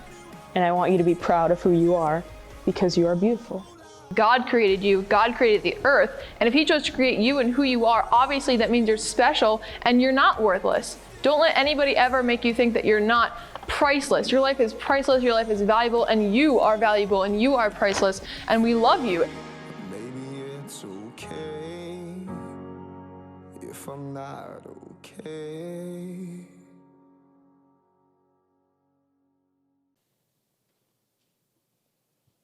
Yes, take that mask off. I want to see that smile. So I'm reading this to you because a person who wrote it cannot read it and compose themselves, so I'm going to do it for her. But this is beautiful, so listen closely. Dear Caitlin Emily, how can an 18-year journey be summed up in just a few minutes? Should I talk about the incredible artistic talent God has entrusted you with? Or should I talk about what kind of heart God gave you? I can't forget to mention how you have probably one of the cutest laughs I've ever heard. There are so many things that I could sit here and tell you all about the wonderful external qualities that others see when they look at you. But the only thing that actually matters is what God sees when he looks at you. What I want to leave you with can be summed up in tonight's theme, which is that you are not just important, you are irreplaceable. God only made one Caitlin Emily Flynn. People often compare the outcome of their life's journey to an intricate tapestry. But have you ever seen the back of a tapestry? It is horrifyingly chaotic, colorful mess. From the back of even the most beautiful tapestry, you can barely see or understand what's on the other side, what it looks like, and the breathtaking picture it displays to those on the other side.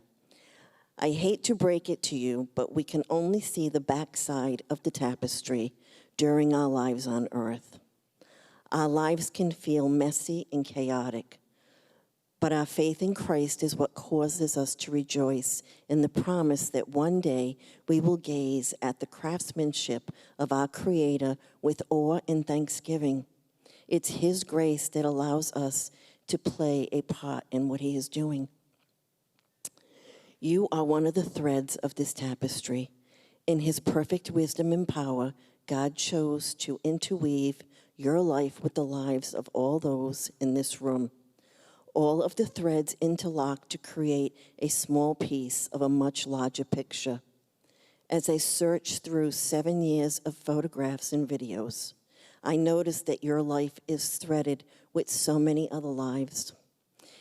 It's easily seen that each one of them would echo the words of your peers in your senior video. The impact that you have on others is visible. Your presence changes people. The thread of your life is irreplaceable in this ministry, in this community, because you are part of our family. Speaking of family, I just want to say to you personally, I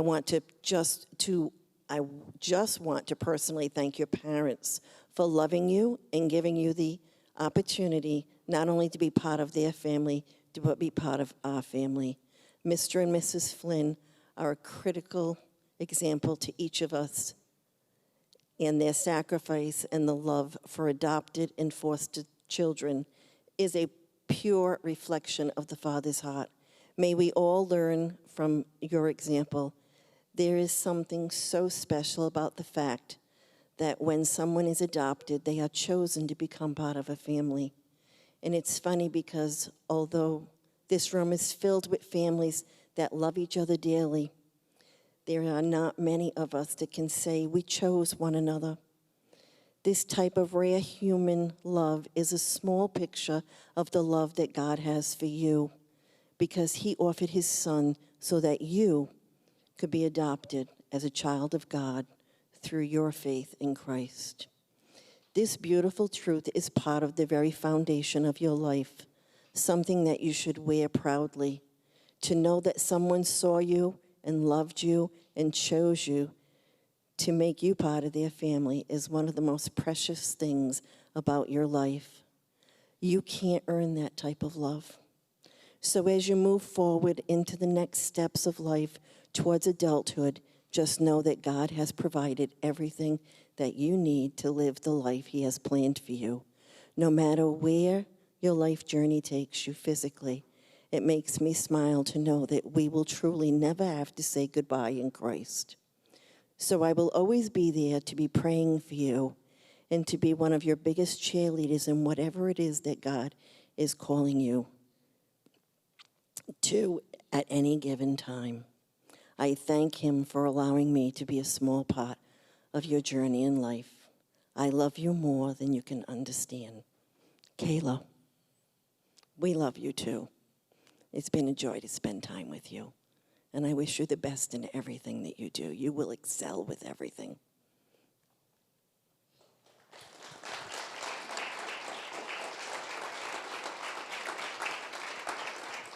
Oh man, this one's almost gonna be harder. I don't know, how do you describe the way that my life wouldn't be my life without Brett, because I do everything with him. Part of my life is my relationship with him. Whenever I'm with Brett, he always seems to make me smile. Honestly, he's a pretty cool guy. Whenever I'm feeling down and like I come to youth group, he'll always cheer me up, make me feel better. So we have more fun when Brett is around. He's like an awesome person to be around. He'll just come into youth group and he'll be like smiling and laughing, and he'll like share a joke with you and everyone will be laughing. He's always there for me to hang out with or make jokes with or just have fun with and have fellowship with. Like, you know, you don't think of Brett as a hugely funny guy, but he is. So like he'll be going around and walking around and then he'll burp out of control. And then he'll say, "Did you hear that?" Something that makes me laugh when I think about him was the time we went to the Awani Hotel in California, and they had like an all-you-can-eat buffet, and he like stacks the plate. And so it's like, you know, full plate, not just like food on the plate, but like stacked, like mountain of food on this plate. And he eats two, and then he goes back for another one until Benny was like, "No, you can't." And he poured water over his third plate. Otherwise, he would have eaten 3 plates of food. His teenage boy appetite is never ending. He out-ate like his dad. He probably out-ate both of our dads combined. Brett is very unique because he's a chick magnet. He's got an awesome smile. I mean, girls, really. This kid is single. He's just a good-looking guy, and a smile will just knock you out. He's awesome. So, you know, I got his digits, by the way. Brett is the definition of a servant. And the Bible talks so much about being a servant and so much about humbling yourself. And Brett is just the embodiment of that. He's just a good friend to have. He's a solid guy that's sweet, and he has a great work ethic. He is just so willing and ready to help you, and so just caring. And he sees you and you're in need, and bam, Brett's there. He's always willing to go the extra mile and do it while he's smiling. He truly has made me realize that just because somebody might seem shy or, you know, like they don't have a whole lot to say, doesn't mean that those exterior, you know, facades are actually the reality of the person and actually the content of the person's character. You ask Brett something and he might just whip out a crazy big answer on you and then follow it up with a super deep question that you have never been asked before. Brett is so wise beyond his years. I would say that he's a loving guy that is always there for you, and he always is loving. Everyone should know and meet someone like you, Brett, because when they meet you, you make their life so much better. You make their day better.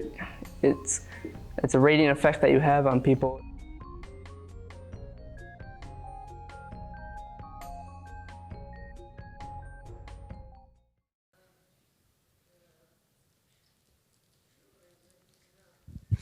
What's going on, Brett?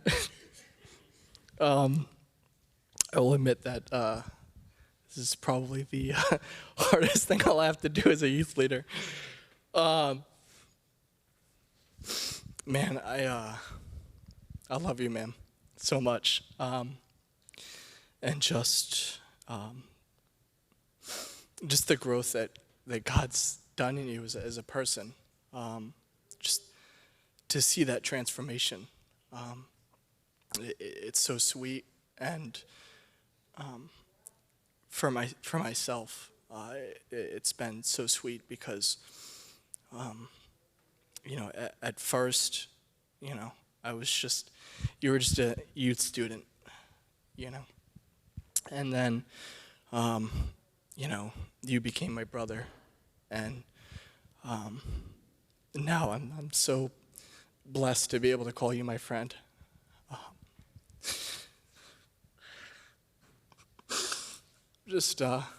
I'm so thankful for you, man. And just being able to live life with you, especially in the last couple of years. Just to walk alongside you. I think for me, the thing that was most evident was, especially in this season, that we were in where I couldn't do anything. I was pretty much home for 3 months and didn't really leave, didn't really do anything. And, to be honest, there were very few things that I missed during that time. And you were the first thing that I missed. I'm just so blessed to have the relationship that we have. You don't, I can't even use words to describe how much you mean to me and how much your relationship means to me. And again, just being able to just live life with you.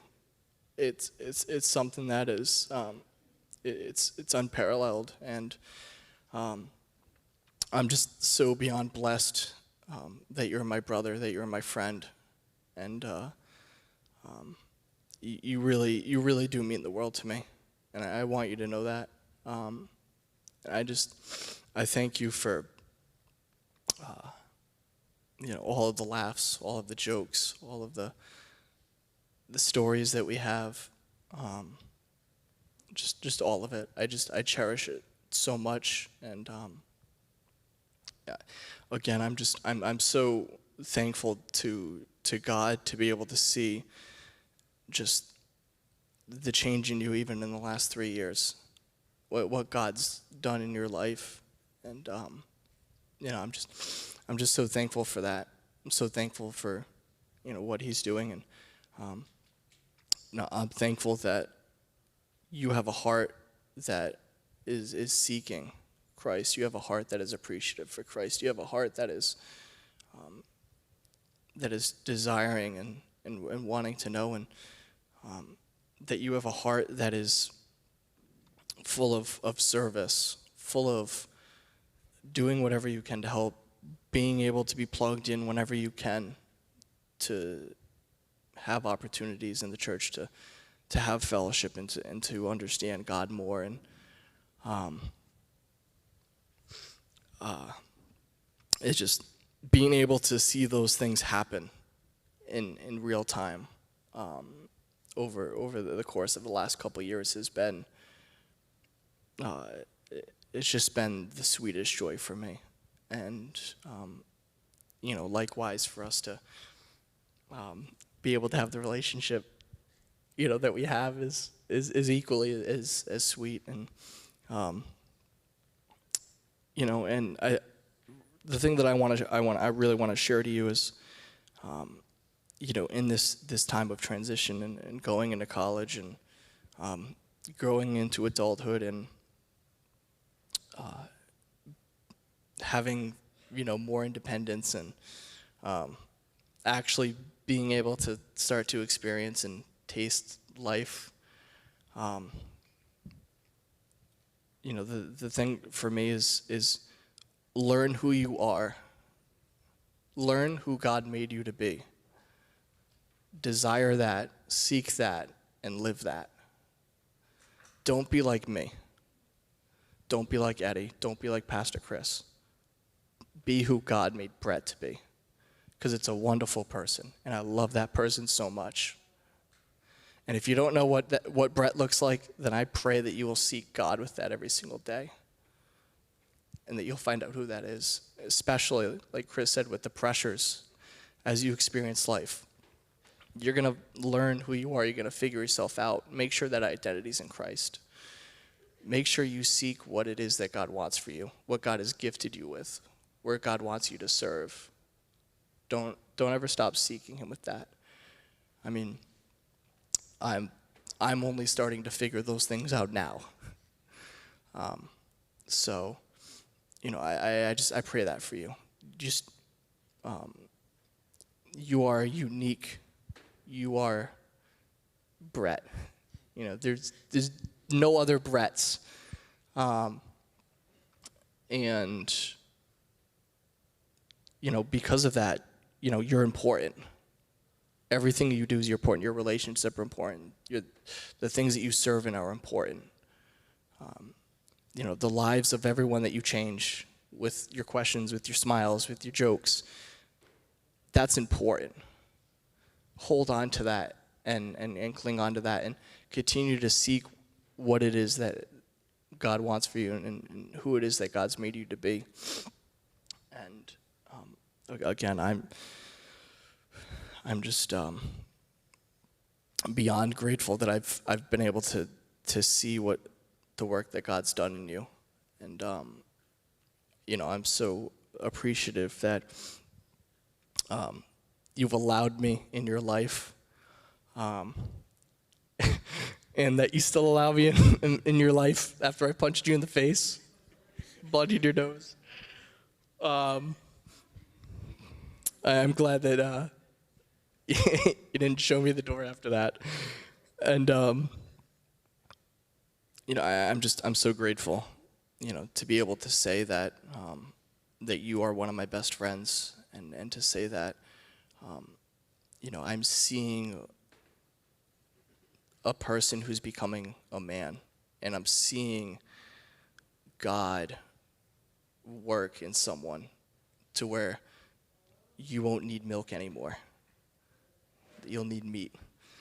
And to see God literally changing you. Don't let this point be the end of that change.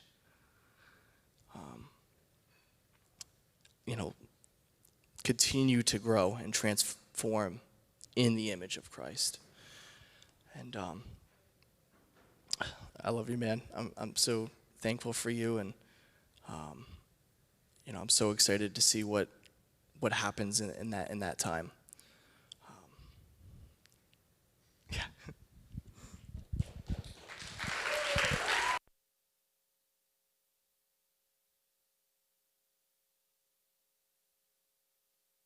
Do me a favor. Stand right there on the edge of the stage.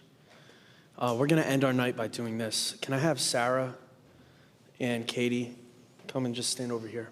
Back up. You're too tall for the camera. You're still too tall for the camera. So that's okay. Come back over. Come over here. Just stand in the back hallway. There we go. There we go. All right. Here we go. All right. Why don't you come here in the front, guys? Come here. Stay, separate from each other. Don't get on top of each other here. But Katie, why don't you come into the middle here? Brett, why don't you just go on the side? We're going to end by praying, and I just want everyone, normally what we would do is we would make a giant circle around them and everyone lay hands on them, which I'm sure is against the rules right now. So, but what we're going to do is we're still going to pray. So if you can, we'll spend the last couple minutes here. Just raise a hand toward them, and let's go to the Lord in prayer. All right? By the way, Brett, the first time we ever did anything together, I picked you up 6th grade at your elementary school. You were in 6th grade. I picked you up and we hung out at Dunkin' Donuts, and you were wearing purple sweatpants and a teal shirt. You look very different today than you did at that moment. I love it. I just have that picture in my head. I wish we had a before and after. All right, let's pray.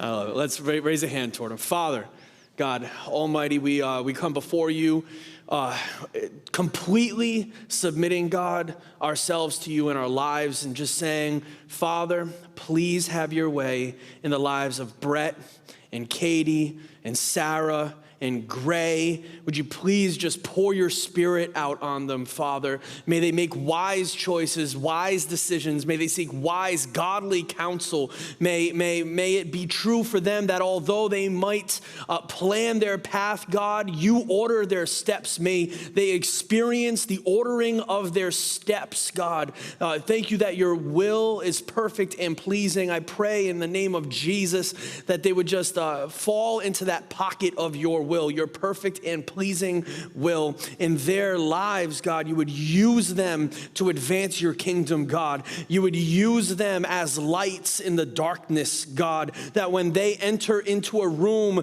darkness would flee because it has no choice but to flee. The way a light causes darkness to flee when we flip the light switch, God, may they have that impact on the rooms that they enter, Father. May they have that impact on the lives they encounter, Father. May they always be ready and willing to just work on their relationship with you, to stop and to just kneel before you, God, and seek you and seek your face, God.